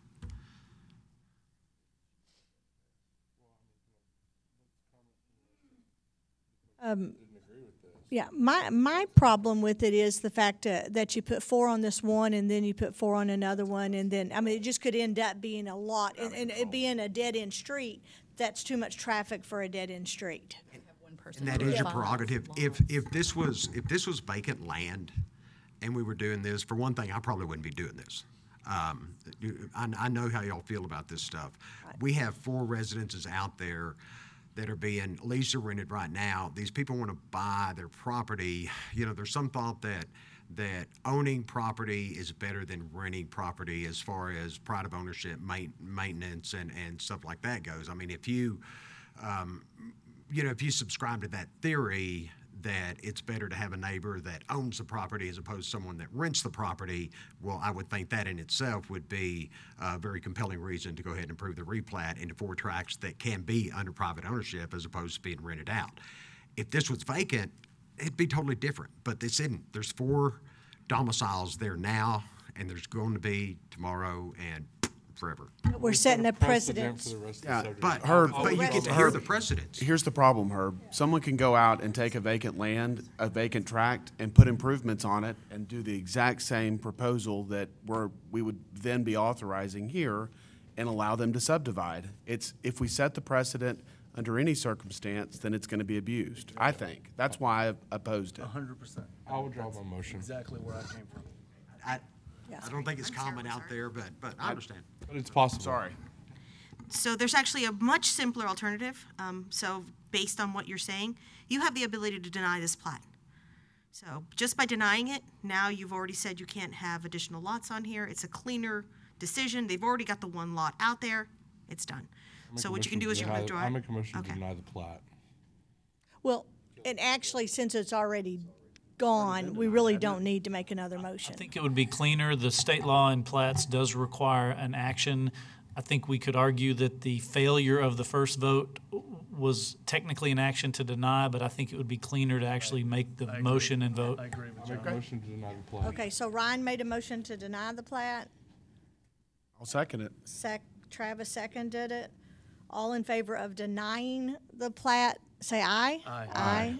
Any opposed? Aye. All right, so we have 4-3 for it, for denying it. And so just for clarification, this now makes it much cleaner for the applicant to appeal to city council. So it gives them a venue. I need to call Mayor Morrison back.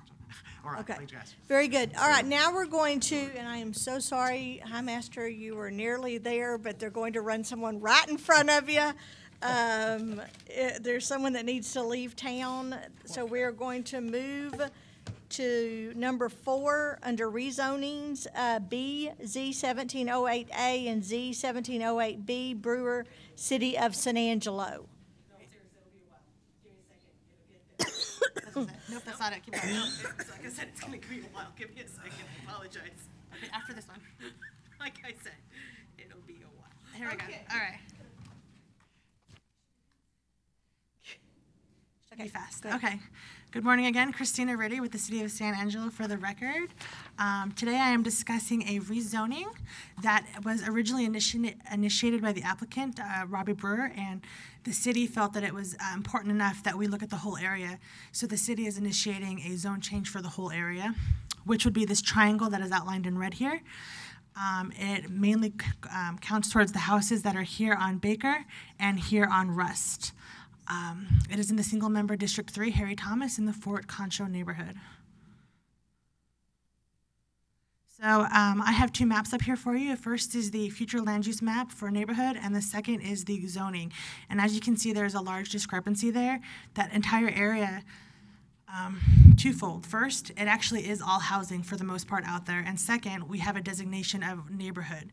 So the zoning is what is out of place, in this area, and so that is what we're trying to correct right now. So here are some pictures. These are the homes that are on Baker Street, and these are homes that are on Rust Streets. So our rationale for approval is, first one obviously is that the comp plan shows a designation of neighborhood, and we want to make the zoning match not only the comp plan, but what is actually there. Originally, ML designation was given because of its location. It is right next to a railroad track, but it didn't develop in that manner. It developed as single-family residences, and not just this area. There's actually areas north, west, south, and east, totally out of order, but that are also residential, and that is very inconsistent with the zoning that is on there. And staff, we really feel that rezoning will benefit these property owners in the long term. 37 notices were mailed out. We have received 0 in favor and 1 in opposition, and that resident is here to speak today, I believe. One thing we would like to note is that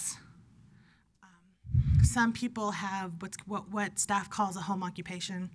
Home occupation means that they have a specific business that they run out of their home.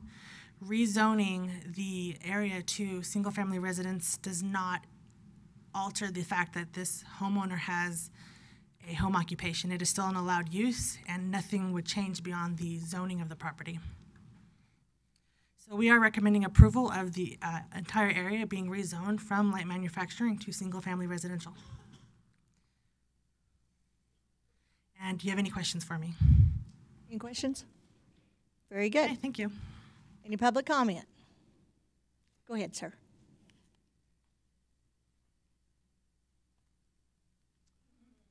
My name is Kenneth Dwayne Hamblin. I live at 420 Baker Street, which is within this area. The residence that I live in was built in 1950, the lot being purchased, and the architectural plan is drawn probably in December of 49 or January of 50. I was a small boy at this time, and I have been in this house, or my family has been in this house since that time. It has remained in the family. Most of the houses in this area were already built at the time that we built ours in 1950, so this is an old residential area.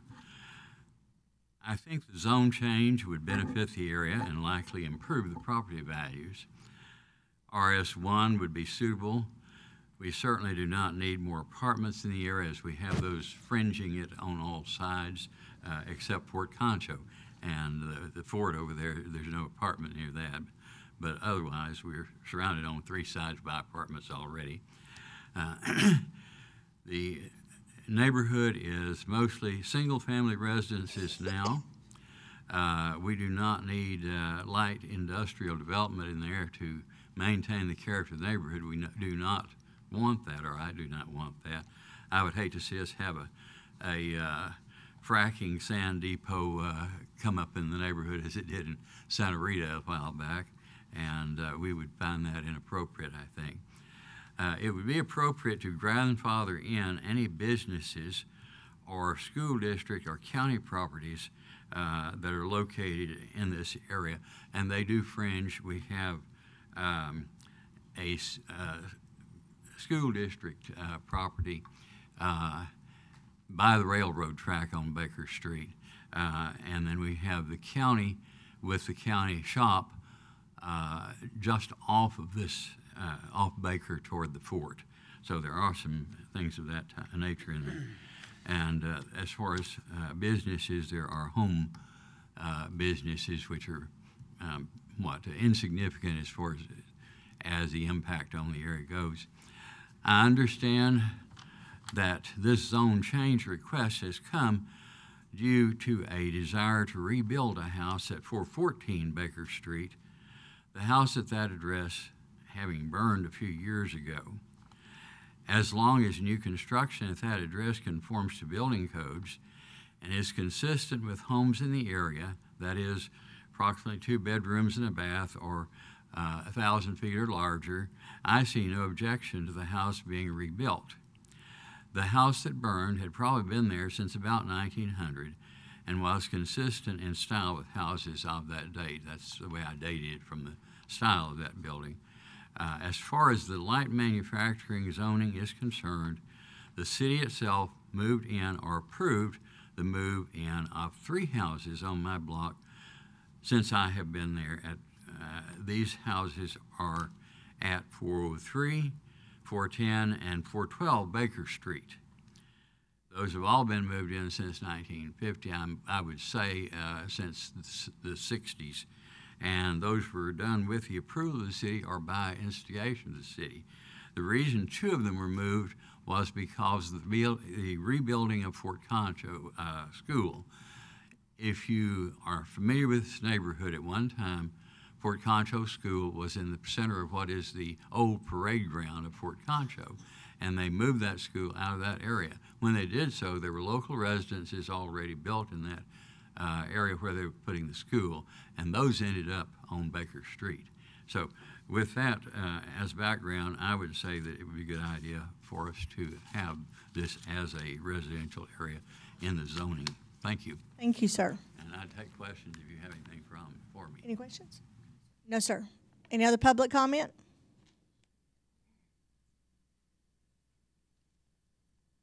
I'm Charlie Millspaw, and when you saw the house up there that was the objection, that was mine. And the reason that I'm objecting to this is we do have a home business in there. And we went through the permission of the zoning commission when we initially did this to find out exactly what our rights were to do this. And because of the zoning the way it is, we were perfectly able to do this, which also includes having an illuminated sign. And we can, we have the machinery. The business is my wife's. She does alterations, and she also makes clothing. We sell them out of the home. So we have the license and all of the everything that you need to run a business. And to lose that is going to be a very big hardship on us. We cannot afford to have that done.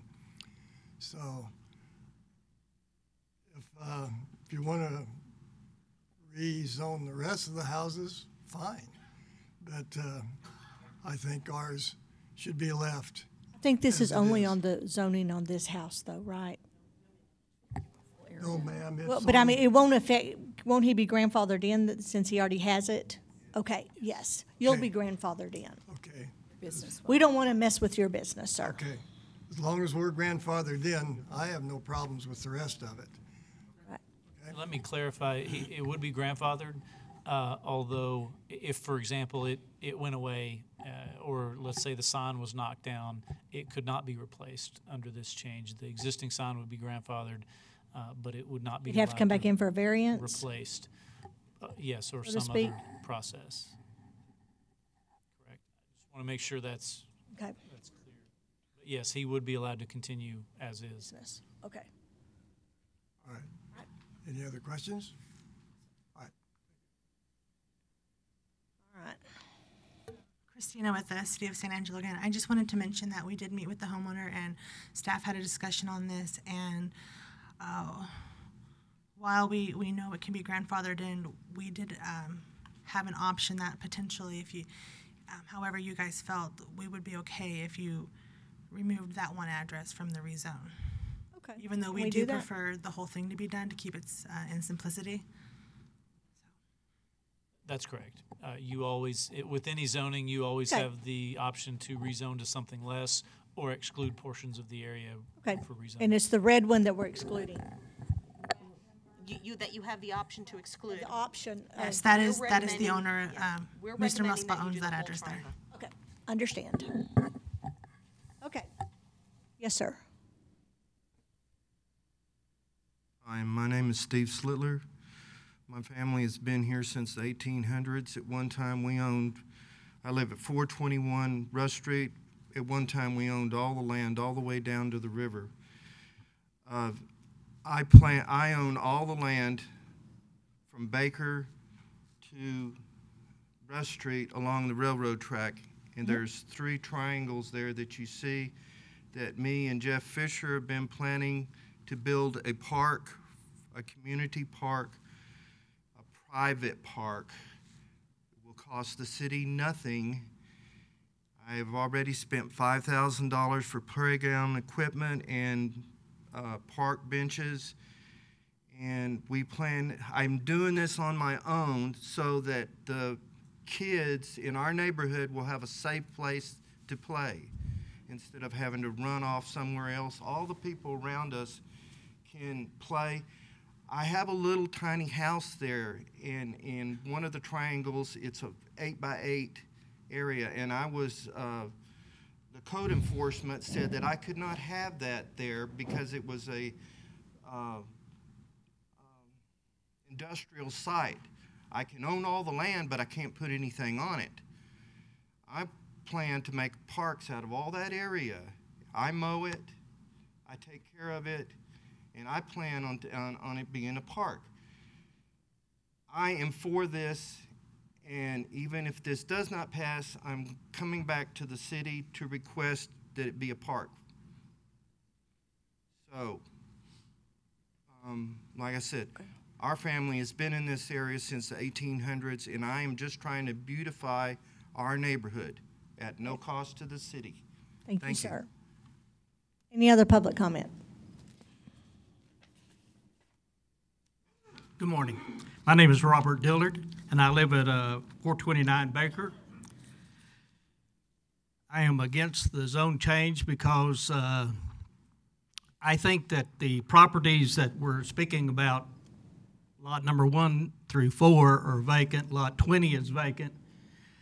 They are right next to the railroad, and if you gave the easement for the railroad, there wouldn't be room there for adequate residents to be built on those properties, but it is a good area for commercial property that could be there. We have SAID across the street, and so I would hate for us to lose that commercial value whenever the railroad is already there and we could be using that.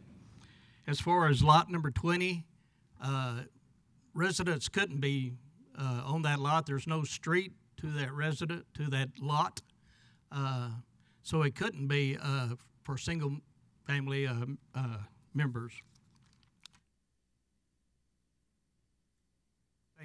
Thank you, sir. Any other public comment? Steve Slitler, one more comment I need to make. By bringing this to a residential zone, all the houses along Rush Street, we have septic. I have gone to the city for the last 17 years trying to get us on sewer, and they won't do it because it's industrial. By doing this, the city can come in and put sewer system for us instead of having to be on septic. This is another thing that is very important to 6 families. Okay. Thank you, sir. All right, any more public comment? Okay, any questions? So, Madam Chair, let me just clarify one thing. Can you put on the future land use? Just to make clear, I can't read very stuff. So do you see the map on the left? This is actually what the city, when they did the comprehensive plan, what we designated the area for. The zoning that you see on the right was done prior to the comprehensive plan being created. So we looked at all the areas within the city and looked at how it could change for the future. Right. We designated this triangle, if you will, as neighborhood. So we have foreseen that even though it had light manufacturing zoning, that this was an area that needed to stay residential. What we're doing today is simply making the zoning consistent with what City Council approved in 2003 and later, in 2000 and later in 2006. Okay. That's all that we're doing today. Okay, are you going to, hold on a second. Is your approval for everything, or is your approval taking out lot number 12? The one that was in the red. The one that was in the red. I mean, for the whole triangle, I mean, we're not really affecting their business because they're grandfathered. So. So Ryan made a motion to approve it just as it is. Do I have a second? I'll second it. Travis seconded it.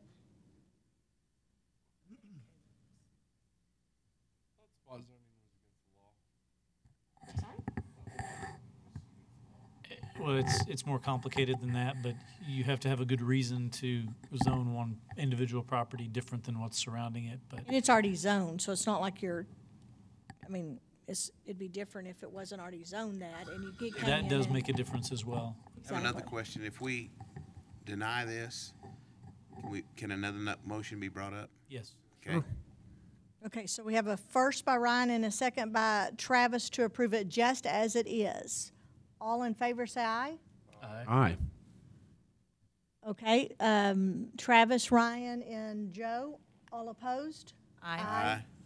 So we have 4-3 denying it as it was. I would say Failure to approve. Failure to approve. I guess not deny, failure to approve. So let's redo the motion. I'd like to make a motion to What was the reason approve for the it. initial failure? This is, We're about to get it. he's gonna tell you. Love to know that. Go ahead. I want to make a motion to approve the change with the exception of that one lot. Okay. So approve it except for lot number 12. We have a second by Terry. All in favor, say aye. Aye. All opposed? Aye. Okay, so we have a 4-3 to approve it. The deny was Joe, Ryan, and Travis. I'll tell you what, when I I'll did tell it, you I'll be why. happy Me to. too. It's the concern about the signage. He said if something happens to this gentleman's sign who has already gone through the right proper steps to get this done, he's already gone through the situation. Right. If something was to happen to his sign, he wouldn't be able to put it back. Or Not heaven forbid if his necessarily. house burned He down. comes up here like everybody else does, and he gets a variance. And Yes. who's not That's going another. to pass it for We- this This guy? would We prevent him eliminated from having that. to go through that Yeah, it situation. just eliminates him having to go through all that. They're gonna have to get Somebody approval on knocks the the sign signage down. Huh? to replace. He's gonna still All have to right, get we're approval now to going to replace go the back, signage. and we're going to go to related comprehensive plan amendments and rezonings. City Council has final authority for approval of comprehensive plan amendments and rezonings. We're going to have High Master in City of San Angelo, CP 7. Before you move forward, I just want to be clear because there seems to be a misunderstanding. So this is a very important clarification. Yes, if his sign goes away, I'm back on the other case, if that's with your permission. If that sign goes away, yes, he would have to ask for a variance to put it back. But because of the way that this was voted today, if his house burns down, he will not be able to replace his rebuild. house. That's right. He will have to rezone the property in order for him to put his house back, because it's light manufacturing. He Which is why was we shouldn't have legally changed- non-conforming Should've passed the first with one. with light manufacturing. Passed as originally approved. So if something, I just want you to be aware, it would be Because I was remiss. confused about that. I thought if his house burned down, he would have to. It's over. You can only Because put, you you can just only changed put the light rezone manufacturing there. Because you guys just changed the zoning on it. Yeah. Well, us guys may rethink that. So, I did. we denied it. For that reason. Okay, can we reopen that? Before you move on to You guys failed it. Okay, would y'all like to reopen that? Yes. Okay. I'm sorry. Would you make a didn't have motion the of mic that, on. please? How does it need to be stated? Just a motion to reconsider. I would like to make a motion to reconsider. All in favor? Aye. Aye. Would y'all like to So reconsider? now, explain to me. Oh, wait, we need to finish this. Who said aye? We've got Mark. Reconsider? Tammy, to reconsider. Yeah, Aye. aye. Okay, any opposed? Okay, so we're all in agreement, we need to reconsider. Sorry, Chairperson Paris, can you tell me who was the first and the second on that? Sammy made the motion and Mark seconded it. Thank you very much. Okay, so now we're going to have a new motion. Would y'all like to remake your motion? No, y'all go ahead. Okay, Ryan? No, y'all go ahead. We're gonna have a little fight up here. Okay, Sammy, would you like to make the motion? Yes, I would like to make the motion exactly like Ryan made it the first time. Okay, just to approve it as it was. Yes. Basically. Okay, do I have a second? Mark seconded it. All in favor say aye. Aye. Aye. Any opposed? All right, so it now passed 7-0 that it's all going to be changed. Chairman, I know you have to depart. Yes. Can I call for a break? Yes. Is it okay if we take a break? Okay. We're going to take a 5-minute break. Leave, and so I'll be, sure. Okay, that'll be fine.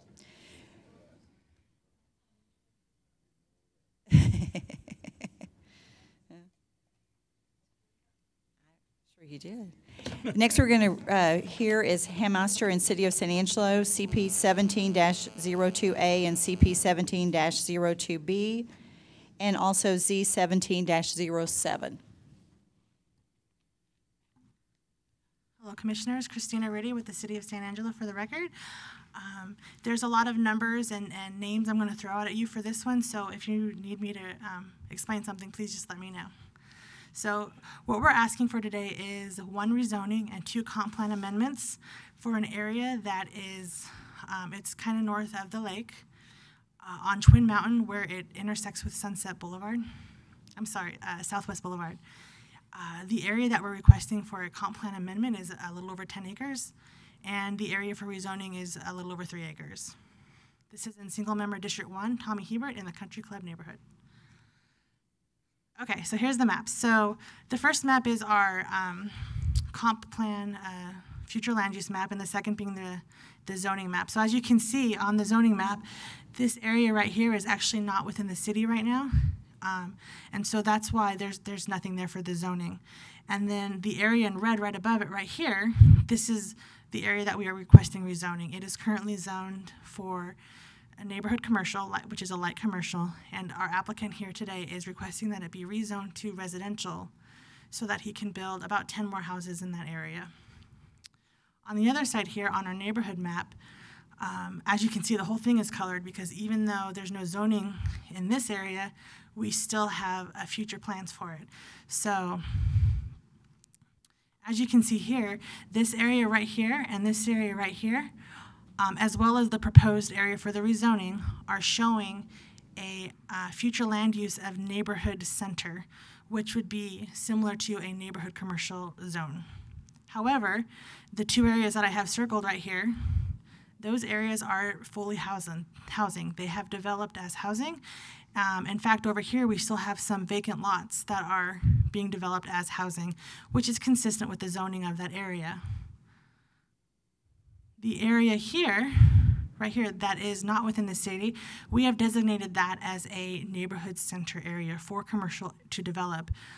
If you're familiar with the area, this area right here is a new storage, self-storage area, and staff does feel that it is important that we keep commercial in that area because if you were to zoom out and see, that whole area is really residential. It's solidly residential, but there's no small neighborhood community commercial for it. And so while we're proposing that this area be rezoned and changed on its comp plan, we have added an area here, this square right here, that we are willing to change from neighborhood, which is the residence, to neighborhood center, which is commercial. So what we feel like we're doing is ultimately a couple-fold. We're going to fix this, okay? Fix this, and then because we're changing this one, we're going to change this one so that the balance stays the same and everything looks better on paper, and then everything can develop as it currently is. So this here is two pictures from two different viewpoints of the area that we are requesting be rezoned to single family. These houses here that you see right here are along, that's the back end of the houses on Schoolhouse, which front near Lamar Elementary. This is the area where this picture is the same because the area that I parked the car on is the area that we want to switch the comp plan designation on from neighborhood to neighborhood center. And the second picture is just a different view of that. These two pictures are the houses on Schoolhouse Road. They are right next to Lamar Elementary, and as you can see, those are houses, not commercial buildings. And here is the area that was to the west. This is Katy Lane.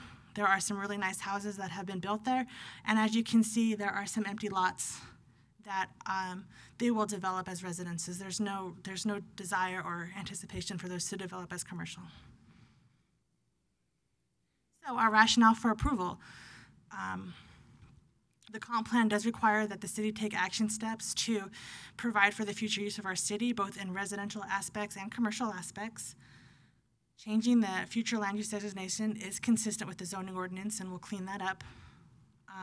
And then changing the neighborhood to neighborhood center will allow us to maintain that ratio. So even though we are going to be in this one direct area building more houses, we still have a new area set aside specifically for commercial development. And there is definitely a community need for more housing in that area, and we feel this addresses that. We sent out 23 notices, and so far I received 0 in favor and 0 in opposition.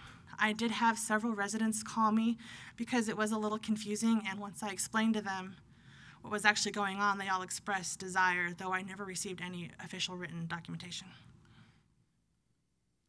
So we have a couple approvals here. The first is that you approve the comprehensive plan amendment to change the future land use from neighborhood center to neighborhood in those areas that were designated. To approve the comp plan amendment to change the future land use from neighborhood to neighborhood center in that one area that I showed you. And lastly, to approve the rezoning from that one tract of land from commercial, neighborhood commercial to single family residential. And we will need 3 separate motions on these because they are actually three different items. Do you guys have any questions for me? First two. Okay, thank you. Do we have any public comment?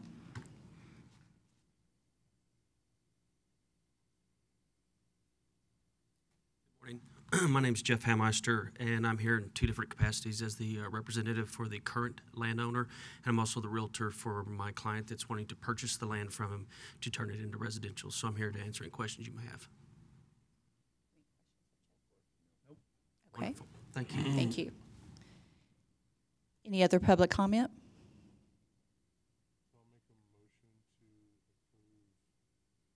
All 3? You Or have do I to have to separately. individually? Okay, so I'll make a motion to approve the comprehensive plan amendment to change the future land use of the neighborhood center to neighborhood. Okay, that's Sammy's second. Okay, all those in favor say aye. Aye. And I think that's 6-0, so any, Motion to approve the approval of comprehensive plan amendment to change the future land use to neighborhood and then neighborhood and to neighborhood center. okay, do we have a second? Okay, I think that was Sammy also. All those in favor say aye. Aye. Any opposed? 6-0. Motion to approve the rezoning from CN to RS1. Okay, do we have a second? Second. All right, Mark is a second. All those in favor, say aye. Aye. Any opposed? Okay, 6-0 on that. Thank you. Thank you very much. Okay. And then we're going to move along to Santolano in the City of San Angelo. We have CP 17-03, City of San Angelo, and Z 1709-A and Z 1709-B, Santolano and City of San Angelo. Rebecca Guerra, Planning Manager for the record. So this is another combination case. This is a rezoning and a comp plan amendment. It's on almost 6 acres. It's on the northwest corner of Glenna Street and Mercedes Street. It's in Single Member District 2, and it's in the Bluff neighborhood. This is really a cleanup of an area that has developed contrary to what the city had originally planned for it. We recognized the need for it to happen. Instead of rezoning one property, we've decided to do that entire block. So you can see before you that currently the future land use is in fact neighborhood center. Well, the properties have developed in a much more intense fashion than neighborhood center, consistently. The zoning map has a mix of zoning between CGCH, office warehouse, and neighborhood commercial. So this is a picture facing the properties on Glenna and Mercedes. This is actually a bird's eye view, so you can see these heavier commercial type uses that already exist on this block. And this is facing the other direction. So you can see pretty heavy commercial uses.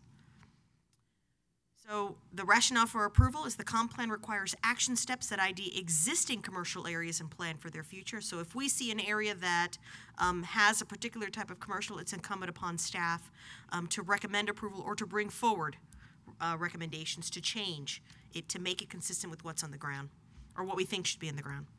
The definition of heavy commercial zoning is consistent with the existing commercial uses.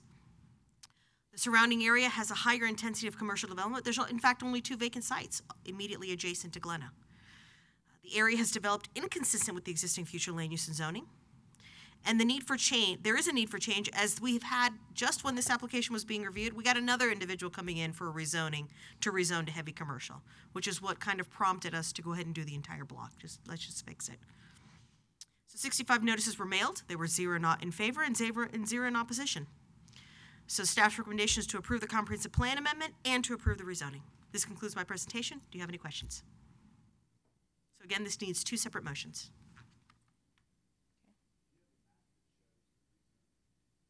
Indeed. It should be the second map that is, I'm sorry, the third map that's in your staff report. And you only got 2? That's weird. Well, this is you got that? That is a zoning map. So you should have gotten this map, this aerial as well. There's only 3 maps.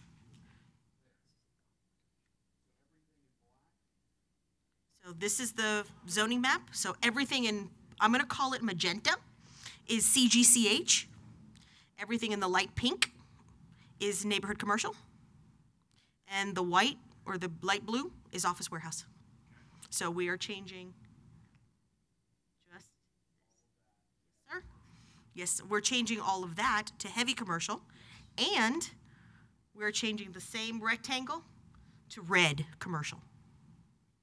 The future land use is changing to commercial. I say red because that's what the color you all are used to seeing for commercial future land use. Okay. But it's only the black outline properties that we're addressing. That is correct, sir. Okay. And we'll fix that for the next map. We'll use a different color because that seems to blend in too much. Yes, sir? Actually, Travis prints is out, and so that red and magenta are the same color on a black and white printer. Oh, okay. Yes. All right then. So that is the same. Do we have any public comment?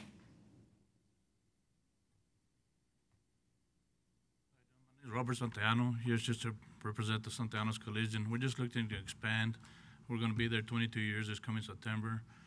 And we also do a lot of, work for the city. We do the commercial cars, all the squad cars, ambulances, and stuff like that, United Blood Banks. So we're just looking to have a bigger facility to accommodate the work that we do. Okay. Thank you. Thank you. Any further comment? Okay.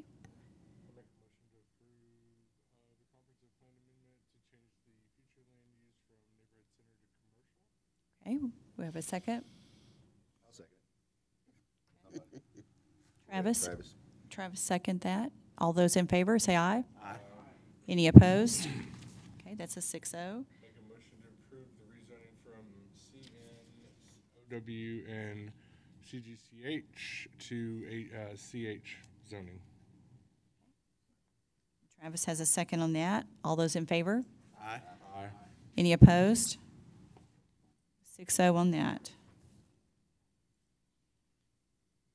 Okay, we're going to have 4 cases now. It's CP 1701, CD 1703, easement release, La Abra subdivision, Section 1 and Section 2, and first replat of all of Section 1 and Section 2, La Abra subdivision. Thank you, Commissioners. So this is Comprehensive Plan Amendment 1701 and Plan Development 1703 on Trinos, Inc. You may be familiar with the Farmer's Daughter landscaping business already in town at 5433 Ben Ficklin. The applicant is planning to relocate to this property at 4044 South Bryant Boulevard to expand her business here and allow more space. We'll go over the details of the case in a minute. It's in SMD number 1, Tommy Hebert's district in the Rio Vista neighborhood. So the comp plan essentially will cover 3.311 acres at the rear half of the property, and the rezoning will be for the entire 6.774. Here's a good example. So right now, by special permit, the front half of the property in here, even though the zoning is general commercial, allowed the plant nursery as well as the lawn and landscape maintenance business. Because of the more truck traffic and things to deal with the maintenance business, that's generally not allowed in the CG zone as of right. But with that special permit back in the 70s, that was allowed. It used to be the Brennan Nursery there. So Farmer's Daughter essentially wants to expand the existing nursery at the front, which already has some buildings and greenhouses, and add more in the back. And so the way to go is the fix was the plan development, would allow one consolidated comprehensive plan and plan development for the entire property. So the back half, the comp plan that you're reviewing now would go from neighborhood to commercial, so all of this would be red. And with the plan development, we would consolidate the CG zoning at the front with the low-rise multifamily residential, which was never built for residential, remains vacant at the back to allow a single plan development. These are some photos of the site. So you've got the Stripes gas station on one side, and then this is looking south. So it's predominantly commercial, a corridor along South Bryan anyway. It's just the back that was residential. It was never been used as such. They've already got landscaping at the front of the property, as well as a private 6-foot-high privacy fence along the north side of the property, as well as a green fence of trees as that when that fence runs out towards the back. This is one of the existing greenhouses on the property. They've already got the retail office, so they're good to go if they can get this approval. This is an existing pedestrian trail towards the back. The applicant has indicated some accessory uses, a horticultural education center that would be here. I passed out some drawings for you to take a look at. Also possibly a small little animal farm can educate kids on some of the animals and chickens and things like that. So it'd be a more of an interactive experience and not just a garden center. This is mentioned the existing privacy fence on the north. This is along the side here. One of the conditions of approval we recommended is just filling in the gaps of some of the green fence along the property towards the south side here. The applicant will have that as a condition. And this is looking at the rear of the property. You've got the Rio Concha River, so no residential development impacts towards the back of the property.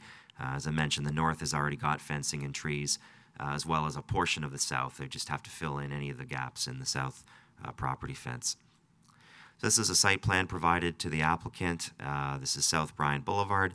You've got 22 parking spaces in there. They will need some more. That would be subject to zoning at the building permit stage. The applicant has agreed to put 4 new parking spaces when we get to the rear of the site where the future maintenance building will go. This is the educational center here in the middle of the property. So this is the front half.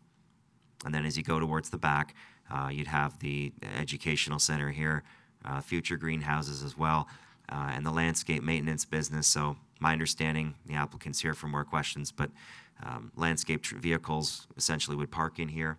So they'd have some new parking here and drive out to the site to do the work that's required. So that would add on to the existing nursery and the educational center. This is the landscape plan, as mentioned, provided at the front. All of these are drought-resistant trees. These are some color renderings provided the applicant has given us. You can see a trellis structure here. The trail system, pedestrian trails are already there, would either be sidewalked with concrete or crushed granite. I think the applicant had mentioned using a crushed granite surface. It'll be interesting and provide, again, some connectivity through the site and connect the educational center to the greenhouses and the retail building. There's a good example of it there. I think the renderings were pretty good. This would be the future maintenance building. That's a sample of what could be constructed there. And then, again, some additional greenhouses you see on the bottom. So our rationale for approval is as follows. Close proximity to the existing commercial development, particularly at the front, all along Bryant, whether it's the gas station or some other storage yards, this would be consistent with that. The development complies with all of the general commercial provisions. As mentioned, if they go to add more buildings in the future, they'll have to possibly pave a little bit more parking in the back. There's lots of space to do that. It's located along an arterial road with existing commercial development already. The residential zoning, one of the conditions is we look at is whether there's any change conditions in the field. It was zoned residential. It was platted for multiple tracts at the back. Never happened. You've got the river at the back there. It'd be very inconvenient. You'd have to essentially have that driveway extend all the way back. And so if you were to build homes there, the residences would have to basically wedge through the greenhouse area, drive all the way to the back, and try to fit houses in there. So we believe that commercial for these specific uses is more appropriate now, given that the area has ended up developing commercially and not residentially. 7 notices were mailed out. We received 1 letter in favor from the adjacent property owner here, who does own a house here and had no objections. No opposition letters received. So staff's recommendation is to approve the comprehensive plan amendment to change the future land use on the easterly portion of the property, the 3.311 acres from neighborhood to commercial, and to approve the rezoning of the entire site, 6.774 acres from general commercial and low-rise multifamily residential to the planned development PD 1703 district, subject to the 10 conditions of approval. And this is the summary here. If you'd like me to just read the summary, or I can. That's fine. Thank you. Yeah. Any questions of Jeff? Okay. Do we have any public comment? Okay. Seeing none, we'll start with CP 1701. Oh, I'm sorry. I didn't see her. You don't. Whatever you would like to do. Yes, he did. Okay. CP 1701, the comprehensive plan. Do we have a motion? Okay. Second. Mark is a second. All those in favor say aye. Aye. Any opposed? Approved 6-0. I make a motion of the rezoning of the entire 6.774 acres from general commercial to low-rise multifamily residential zoning district to a planned development subject to 10 conditions of approval. Okay, that's PD 1703. Do we have a second, Travis? I'll second. Okay. All those in favor say aye. Aye. Any opposed, say no. Okay, 6-0 on that. Okay, and then we also have an easement release. Have we done that yet? Yet. Okay, I'm sorry, I'm rushing. That's okay. Thank you. Okay. So this is part 2 to the Farmer's Daughter development applications. A couple more parts to this. As mentioned, that area in the back that was residential with the multiple tracks was never developed as such. And so now that she owns the entire site, she had submitted a replat application to consolidate the entire site. Well, there's a little, a former private access road that was supposed to service those houses there that never got built. And it was an access easement, essentially, so that you could provide access. Well, now that it's one lot, it's no longer needed. as well as it would be removed from the subdivision plat we'll get to in a minute. So this is just to release that access road that you see here. The entire access is quite large, 0.74 acres. It will remain as a driveway for farmer's daughter, and so that she can add the buildings to the back here, but it will not be to service any other residential development because there isn't any. So this was the original lab or subdivision on the section 1. So it went back to about here, and then on section 2 it continued. So all of this will now be gone, and the associated plat we'll get to in a minute will basically have, it used to be called Holly Lane, so this will all be gone in the future. So that's the purpose of that. Quick rationale for approval. The access easement, as mentioned, is no longer required as it's one lot. Removal will facilitate the expansion of the nursery and the landscape business, allowing her to expand and add more buildings. No public or private utilities inside the easement area. We'd circulated that around. No comments or objections from any utility companies. So staff recommendation is to approve the easement release of the 0.74 acre access easement within the Labra subdivisions, sections 1 and 2, subject to 2 conditions of approval. I'm going to move forward and as you've already seen the plat, so the second motion would be to approve the first replat, and all it's doing is essentially combining it into one lot and removing the easement, subject to those 2 conditions of approval. I can read those into the record if you like. Essentially, I'll just point out quickly it's the same condition number 1 for both, is that City Council is required to release the easement, and so that is going to, after you, hopefully if you approve the plat and the easement today, the easement will require one more reading at City Council.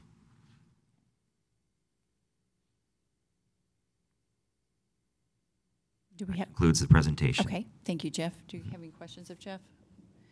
Do we have any public comment?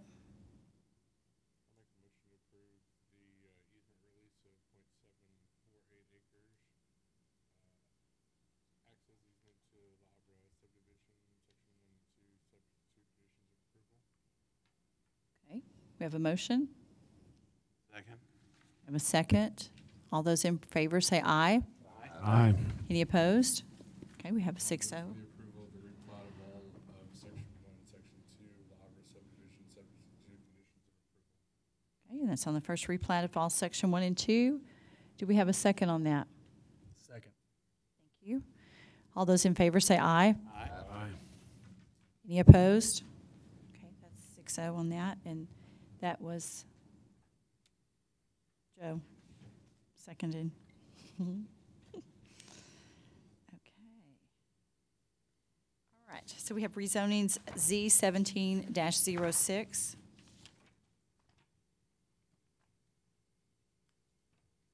Okay, this is a zone change for Arteaga, Z1706. It's on 0.172 acres at the northeast corner of South Irving and West Avenue R, Harry Thomas's District Number 3 in the Rio Vista neighborhood. The applicants had approached us about a month ago. What they want to do is they have an existing home on the northerly portion of, they own 2 lots essentially, and the lots are configured going south facing Avenue R. There was an existing home on the property up here. They want to, and they have about to submit a replat to allow development on the southerly half and reorient the lots so that both of them will now face South Irving. The problem, of course, is that over time, neighborhood has changed. There was dual zoning on the property. So even though this house was essentially legal nonconforming or grandfathered in, it didn't leave any opportunity for the northerly portion to expand and didn't allow a house to be built here because of the neighborhood center. The neighborhood center zoning doesn't allow a home. So what they want to do is essentially clean it up and make the entire thing RS1, consistent with all the residential around there. There's no commercial development at all. It's essentially a cleanup and would rezone the front portions of these lots from neighborhood center to RS1 to allow the second home and to also allow the Arteagas who live here to possibly expand their own home on their property in the future.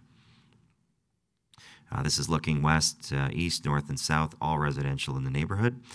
So this is the existing home on the north part of the property, and this is the vacant area on the south. I understand from talking to Mr. Artiega, the intent would be possibly to have their daughter and keeping it within the family and be able to build a home on the south portion too.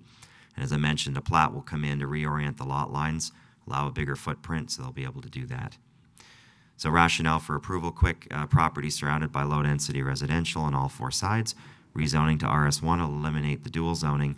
The immediate area is entirely residential. The dual zoning now restricts the development. No apparent effect on the environment. Through permitting, we'll review grading and drainage.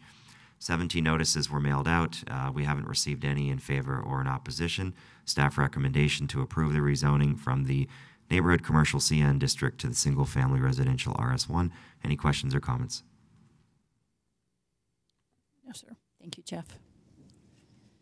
Do we have any public comment? I'll make a motion to approve the rezone from CN to RS1. I'll second. Okay, we do have one public comment. Oh.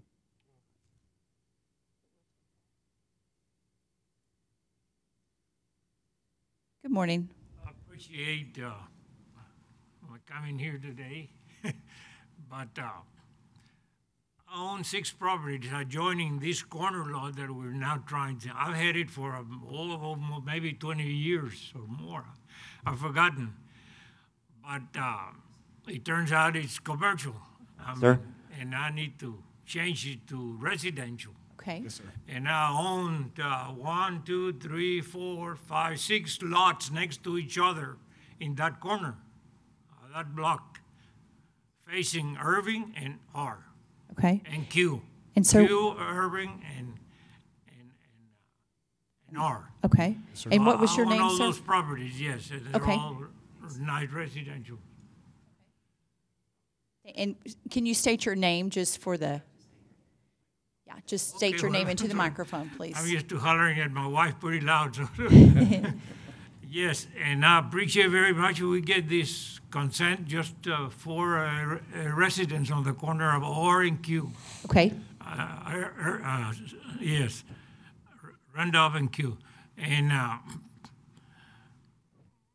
I'm going to build a beautiful house there. I have already about 6 oak trees that have grown pretty big. Great. And it has now come the time for me to build a house there. Sir. Are you Mr. Arteaga? Are you Mr. Arteaga? Yes, Okay. Nicolas Arteaga, yes. Okay, thank you. And We I just- live on 2101 South Irving, which is on that same sir. block. It's a rock house. Okay, thank you. Yes. Okay. And so I love beautiful things. I have a huge warehouse right on the alley of Irving and in that block there. It's a big concrete building, huge for a warehouse. So I love beautiful things, and I need a permit to build that house on that corner. Okay. Sir. Thank you very much. I didn't bring my pistola, but thank you. Glad you did. Okay. Any other public comment? No. We do have a motion and a second. We have a motion from Travis to approve this and a second from Ryan. I don't think we'll need a pistola today. I don't think so. All those in favor say aye. Aye. Aye. Any opposed? Be 6-0 on that. All Thank you. Okay. Special uses, we have SU 17-03, Jacobs. Thank you, Commissioner Jackson. So this is the proposed development for an auto dealer, car dealership at the southeast corner of South Bryant Boulevard and West Avenue Y. It includes essentially 7 lots, and 3 of them are portions of existing lots. You may be familiar with this pedestrian bridge here that crosses Bryant between Z and Y, and so it's just going to be north of that. The zoning right now is neighborhood commercial, which doesn't allow an auto and boat dealer. The applicant has requested the special use to allow the auto and boat dealer within a CN zoning. The long-term comprehensive plan is neighborhood center, and the current zoning, as mentioned, is also neighborhood commercial CN, consistent with that. So this is looking west. This is east towards the school. Along further down, there's a couple residential homes to the north, so we were sensitive to that when we are going to recommend approval with several conditions of approval, hopefully mitigate some of that development impact to the north. But as mentioned, this is predominantly a commercial area. They do have direct abutting access onto South Bryant Boulevard. The other recommendation is to include a sidewalk along the West Avenue Y. There is an existing sidewalk on Bryant, so we wanted to connect that. Residents can benefit from that sidewalk as well as customers. This is looking southwest at the property, and this is southeast. There is an existing privacy fence. The home's built along here, so we're only asking for a privacy fence along one of the lot lines that doesn't have that privacy fence already. So staff's rationale for approval is as follows. We believe that the conditions of approval, planting 2 shade trees along West Avenue Y, privacy fence along the southerly lot, some landscaping will essentially minimize the impacts. 2 is the development will comply with all of the CN zoning provisions already. The office, retail office requires 3 parking spaces. They're provided that. It's located along a major arterial street, so we believe with the conditions of approval it will mitigate impacts on the residential properties. 4th, we put in a condition. We were concerned about some commercial traffic. Right now they indicate it'll be a small operation, but it could expand over time. And so prohibiting any access from South Bryant Boulevard directly into the property. Their site plan never showed it, but we just wanted to clarify that point. Should they do that in the future, that would stop trucks from slowing down and trying to make that turn. So they'll have to basically turn onto Avenue Y, which they've agreed to, and that's what they've shown in their site plan. 22 notices were mailed out. We didn't receive any responses in favor or in opposition. Staff recommendation is to approve the special use to allow an auto and boat dealer in the neighborhood commercial CN zoning district, subject to the 12 conditions of approval in your report. And again, seems like a lot of these are redundant and similar we've done with Auto Wrangler and with some of the other car dealerships in town. Any questions or comments? Yes, let me clarify that.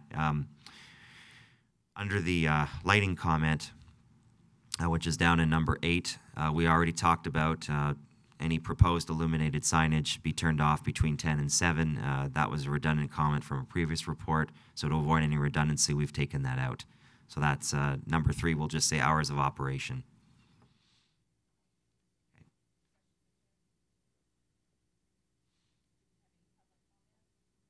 I had a question, I'm sorry. Could you go back a couple of slides to the rationale for approval? Right there.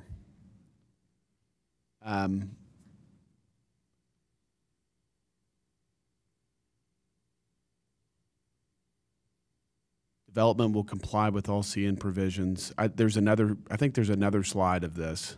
Is there not? Or is there only one slide for rationale? No, we just due to the length of the meeting today, we've shortened it down a little bit. I do have it. It would be consistent with the staff. There it is. report. Outside storage limits will minimize impacts. Can you explain that?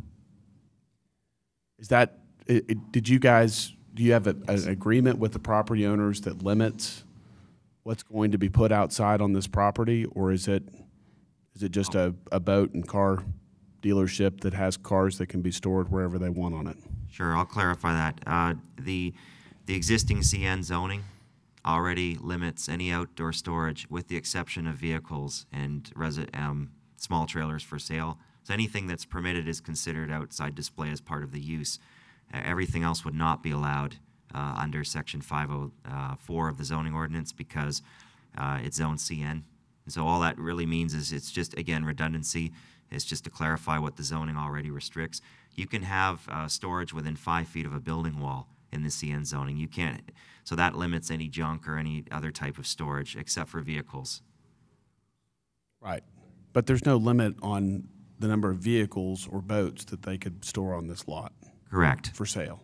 Yes, sir. Okay. Any other questions of Jeff? Okay.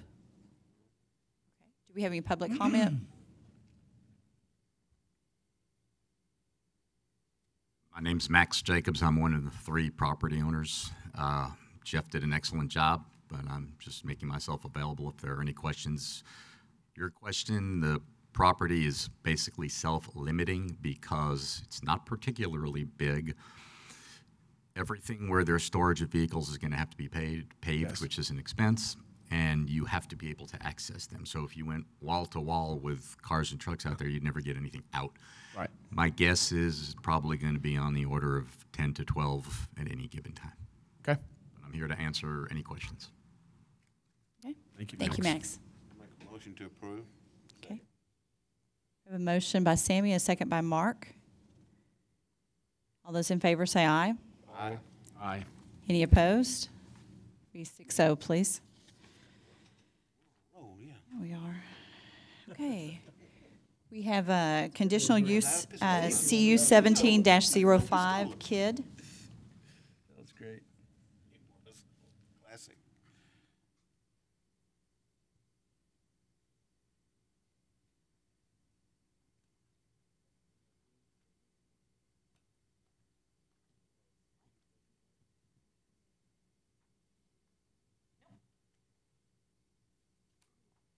Okay, sorry about that little slight confusion there. Christina Riddia with the City of San Angelo Planning Department for the record. I'm here to discuss to you conditional use 1705, applicant named KID. It is on a tract of land that is outlined here in red on the corner of Southwest and Sunset Drive. It is across from the Red Lobster. The mall is just to the west of there. It's in single-member district Charlotte and the Sunset neighborhood. So the 2 maps, future land use and zoning. Right now, that area and the area directly behind it are in the neighborhood future land use. However, that entire block has always been commercial. As the zoning reflects, it has consistently been a commercial property and location. So here is the front of the property. It used to be a place called the Magic Spot that is no longer in business. And across the street is Red Lobster. And as you can see, looking west, there's the that's the entrance towards the mall. Big Lots is over there. To the east, we do have the beginning of the residential section of Sunset. So this first picture I'm showing you here is the outdoor area where there is a proposed dog run, so that during the day, during select times, the dogs can go outside and get some fresh air and use the restroom. And that fence is going to stop right about here, just so that you can see it'll be this area in here. On the second picture, that same fence right here is right here. So you'll have a significant difference between where the dogs will be and then more additional area between that and the fence. And so the picture on the left demonstrates that area again. That's between where the dog run is and the fence. And then my picture here on the right is to show you that from where that dog run will end to where these houses begin is a distance of almost 100 feet. This particular location was chosen, and the location of the run was put in a spot specific to help mitigate any potential negatives there would be from the homeowners there. So we are recommending approval. Our rationale is a couple different things. Number one, it is an allowed use in the CGCH zoning district. The applicant has worked with staff, and we have come up with several conditions that will limit the adverse impacts that could potentially occur from having a dog kennel and boarding close to residential. For the most part, the dogs will always be kept inside. They will only be outside for limited amounts of time during the day that will always be supervised. It is an expressed community need. There's none currently in the area. And also, one thing that we wanted to point out was that this area is not zoned general commercial. It's zoned general commercial, heavy commercial. And as such, there are potential uses for this area that would not require us to come before you today and provide a conditional use. And so we feel that having the dog kennel here with very explicit conditions allows us the opportunity to control what is placed next to this neighborhood. And we feel it would be a good transition, and then that there were no nearby boarding facilities. So I mailed out 20 notices. So far we have received 2 in favor and 4 in opposition. As you can see on the map, the red ones were direct property owners who said they had concerns. And then the orange is one single property owner who sent us a letter. I was able to speak to several of the property owners, and I feel that my personal opinion is that some of the concern came from quite not understanding what was happening and what these conditions are going to be, and that after speaking with them, I feel that some of that could be mitigated. We are recommending approval, and those 4 conditions are, I can give you a quick summation of them, but it's basically that they have to follow the noise ordinance, so when the dogs can be outside. They have to install a 6-foot privacy fence, and it has to be board on board, not chain link. They are responsible for maintaining the health and sanitation of the area on a daily basis, and that all lighting will be shielded so as not to bother the neighbors. I can read them officially, though, if you would like. No, I think that's good. Thank you. Okay, that's the end of my presentation. If you guys have any questions for me? I have a question. I don't know if you can answer it or not. How will enforcement be carried out on this if they do not adhere to these guidelines? If the noise ordinance is violated, or if the material isn't picked up and cleaned up, how is that enforced? Typically, that is done through the code enforcement, and then the applicants would have a process of complaint, and then. And that would largely be complaint-based. So if the city got complaints from the neighbors that they were violating one of these provisions, that would prompt code enforcement officers to go out and investigate. Thank you. Are there any more questions for me? Okay. Thank you. Thank you. Do we have any public comment?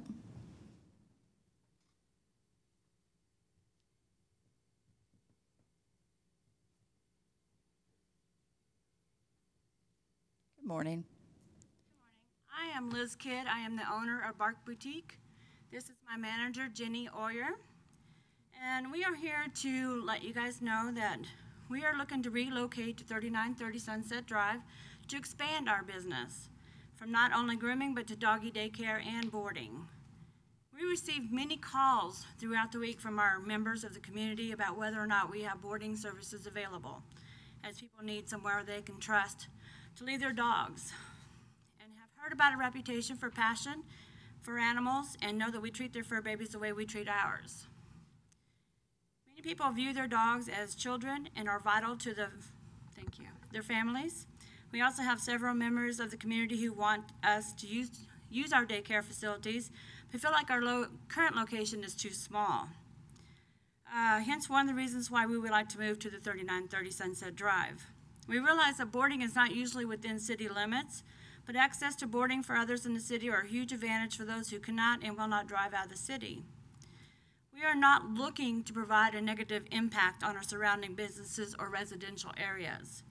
We feel that we have a positive impact on those around us by offering our services, and will do so with certain limitations set forth by the city with respect to those around us.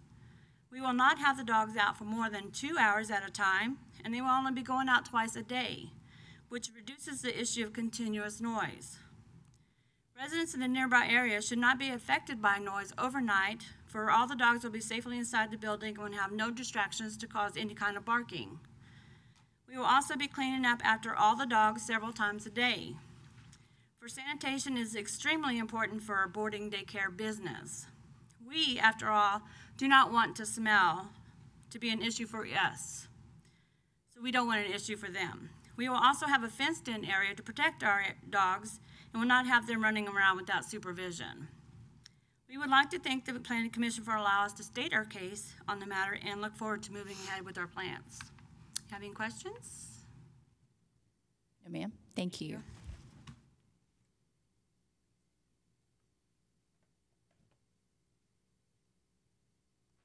Any other public? There you are. My name is Linda Cavett, and I've been a resident in this area for almost 15 years now. I agree, I had a lot more concerns about it until I saw the conditions. But like Mark pointed out a while ago, who it's going to be left up to be the chain rattler or the people living around it. And if I had, and the residents as a group have we been dealing with code and compliance in AEP. The lot or the land directly behind this location is an AEP right away. We have trash. We have to call just for maintenance, code and compliance, AEP, and it's a real pain it's a pain, pain, pain. So my initial thought was, oh no, something else for the neighbors to have to regulate. So if I had more confidence in the fact that code and compliance would be doing what they're supposed to do and not leaving up to the neighborhood to have to correct this issue, because the dog barking, if anyone's ever driven up to the McDonald's off of Southwest with their windows down, right across that short space is the Green Valley, or Meadow Creek, there's a kennel there in veterinary clinic. And the dogs are barking, and I worked there right down the street for 8 years. They're always barking. And I'm a dog lover. You know, it was a child. I had a child for 14 years. It was a dog. So I'm not against pets at all. But I just feel very suspicious about being the people that have to enforce code and compliance there. And I have not had satisfactory results from code and compliance doing the job for the last 15 years it was very set out to do for that area. Thank you. Thank you.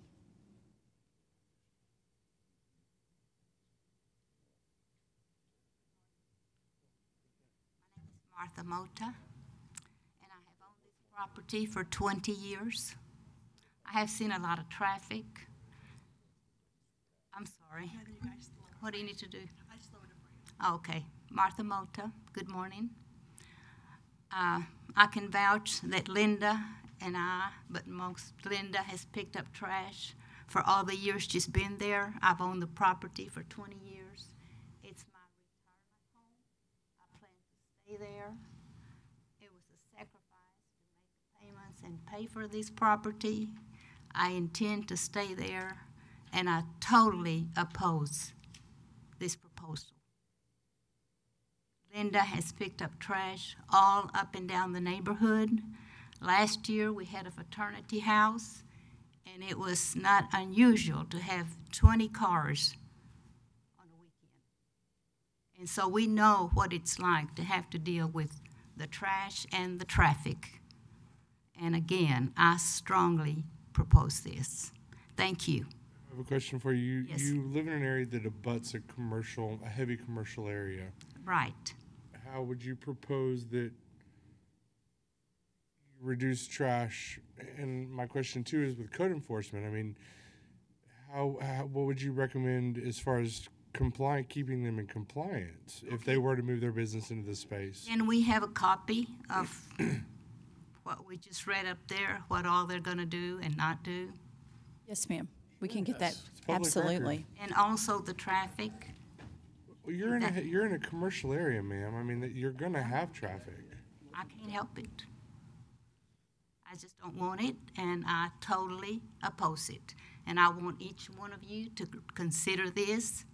I'm a property owner, and I have the right to oppose it. Yes, ma'am. Just like you have the right to live. You chose where you live, and you made a conscious decision because you want it to be there, safe. And, you know, I'm just here to say I oppose it.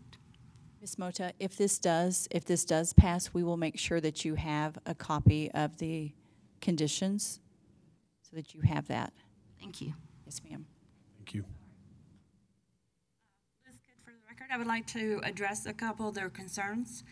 We have a certain area behind that building where we're going to have the dogs go potty.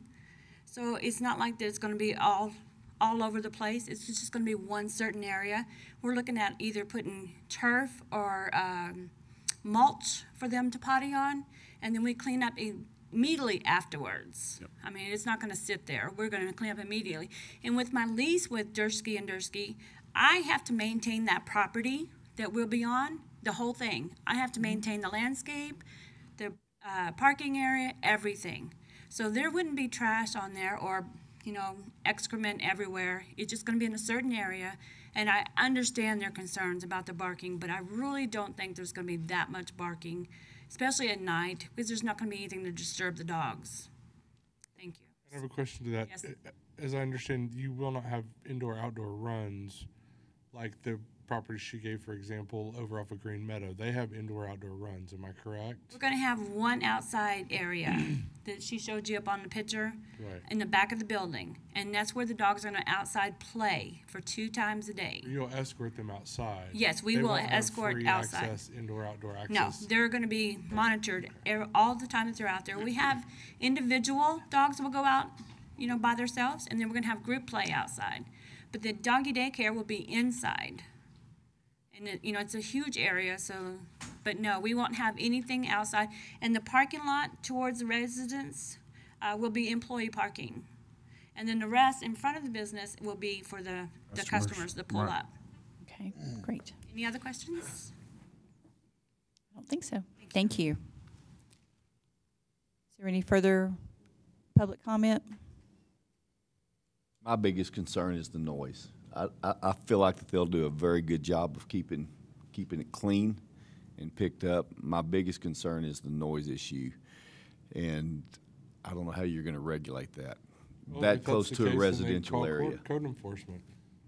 Yeah, but code enforcement, that's going to be on their bottom of their rung. They've got a lot of things to take care of, and this isn't a priority. And then folks need to step up and speak to their city officials about that. We can't deny someone a business because our city is failing to manage code enforcement. Our Actually, code you enforcement can. director is in charge of the city Actually, shelter. you They've can got vote him tied against it. into too many things. So I'm gonna make a motion to approve as written. We have a motion to approve as written. Do we have a second? I'll second that. All those in favor say aye. Aye. Any opposed? Nay. Okay, that's going to be, actually, it's a 4-2 against. So I guess it's 2-4. Okay. Commissioner Jackson, who were the 2 that were against?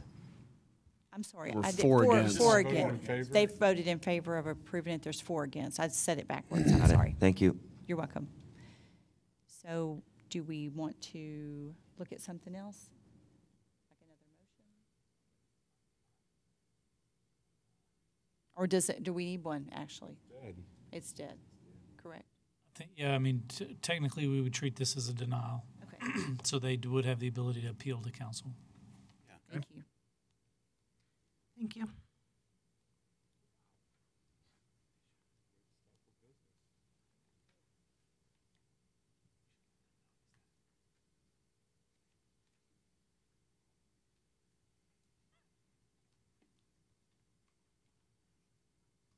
We have easement releases, third replat in Tract 1, Section 29, Block 46, the Bluffs Edition. Okay. This is an easement release for HEB Grocery. You're all familiar with the new HEB site going north of Houston Hart. Well, they've essentially acquired this piece here and are planning to consolidate it with their larger holding here. So the grocery store is going to go here. They want to put in a fuel station here, and there's an easement that was existing, was going to be for a future fire hydrant. Well, the fire hydrant, my understanding, is going to be now over here somewhere. They no longer need this, and it would obstruct the construction of the fuel station. So now that HEB owns the entire lot, and they're in the process of replatting, they've got the approval for the they're going to call it the 6th replat for the whole thing. And it's just removing the easement would allow them to put in the fuel station. So that's where we're at today. The future land use is neighborhood center, and the zoning is neighborhood commercial. Here's the easement area to be abandoned. So originally, as part of the 3rd replat, there was this 20-foot wide water easement I was mentioning. Now with the 6th replat, it's going to take a piece of the original plat and combine it together. And so basically all of this will be one lot, and the fuel station will be able to proceed once this easement has been removed. We had circulated all of the utility companies, no objections to the approval, and of course it's no longer going to be used as a fire hydrant, so the city has no objections either. Our rationale for approval, as mentioned, the water easement is no longer required. The fire hydrant's been moved. Secondly, the removal will facilitate construction of the fuel station. And third, there were no public or private utilities in the easement area. Staff recommendation is to approve. the easement release of a 2,520.80 square foot water easement within the third replat in Tract 1, Section 29, Block 46 of the Bluffs Edition, subject to two conditions of approval. I'll read these in really quick because there's only two. A resolution shall be approved by City Council for release of the said easement. So that is going to the next council meeting. There'll just be one hearing on that. And that the revised replat for the sixth replat in Tract 1, Section 29, Block 46 of the Bluffs Edition showing this easement to be removed shall not be recorded until the above easement release has been approved and recorded. So when this goes to council next month to release the easement, the plats are pending. They'll come in with final Mylars and get it recorded at that time. So the plat's been on hold until this has been done. Any questions or comments? Do we have any public comment? Make a motion to approve. Have a second from Mark. Travis made the motion. All those say aye that are in approval. Aye. Aye. Aye. Any opposed? Okay, that's a 6-0. Director's report. Just a couple things. One, I'll mention that we have two high school interns with us for a few weeks this summer. One of them was able to make it today, Kat Medellin, and she is attending the meeting to learn more about what we do at the city. I'll mention that you probably noticed there's a new staff report format. We tried to consolidate sort of the key summary all on one page on the front page. If you have thoughts or comments about that report, we're open to suggestions and we can make changes in future months. I actually like it very well. Good. Very nice. Again, let us know if you have comments of how we could make it even better. Just one more note regarding the variances. Right now, a variance on a plat can be appealed by the applicant to the city council to get a final ruling if they don't like the result. Currently, staff does not have that ability. We're going to have a discussion item on this week's development task force with the development community to discuss adding that option for staff to also be able to have that appeal to the city council on a variance item for a plat. And so that you may be hearing more about that. Ultimately, if we recommend moving forward with that, it'll come back to you all for a recommendation for council. And that's all I had. Okay, thank you. John, I have a question, and it's just education. Sidewalks have become an issue. Whenever I first came on the commission, that wasn't ever even brought up. Now it is. Just education. When a sidewalk is put in, generally from what I see as I drive around town, sometimes they go right up next to the curb. Other times there's like a 3-foot grass path between that and the curb. What's the purpose of that, and is there any kind of a standard to require them to go right up against the curb? There is a standard, but it just depends on the street. So on major streets, they are typically set back off the curb. The standard in most cities is to have that separation. What the studies have found is pedestrians don't feel comfortable walking right next to the street. But on, like in a local neighborhood, a neighborhood street, people generally feel okay walking next to the street. But generally, our requirement is if it's on a more major thoroughfare, then there is that separation for safety for the pedestrian. But in the neighborhoods, generally speaking, they're right up next to the curb. The problem that I have with it is that you've got, if you're trying to keep your lawn nice, you actually have the responsibility to weed eat both sides of that curb instead of just, you have to mow that, with 1 or 2 strips, and it has to be weed eated. So I was just curious on what the standard was. There is a mow strip in between the curb and the sidewalk. Well, I know I was driving around in a neighborhood in Austin about 3 weeks ago, and about half of them, and this is in a neighborhood, you go from one street and they're right up next to the curb, you go a block over and they're set back. And I thought, why is there no consistency? Well, I can tell you. I know that's Austin, not San Angelo, but I'm just trying to get it in. That ought to be enough to tell you. Well, we're going to keep it weird, well, but I just want to make sure we have consistency. I can tell you, having worked in not in Austin, but in a suburb of Austin, it was typical when most cities adopted sidewalk requirements back in the 80s, and sidewalks were allowed to be right up on the curb. in the last 10, 15 years, most cities have gone to requiring the strip to provide that extra separation from the street. And so what I'm guessing you're seeing is older neighborhoods allowed them up to the curb. The newer neighborhoods are requiring that they be pushed back. Awesome. Okay, thank you. Okay. Our next meeting will be Monday, July 17th, and looking for a motion to That's what they adjourn. look like. Okay. I'll second. All those in favor, adjourn? All right.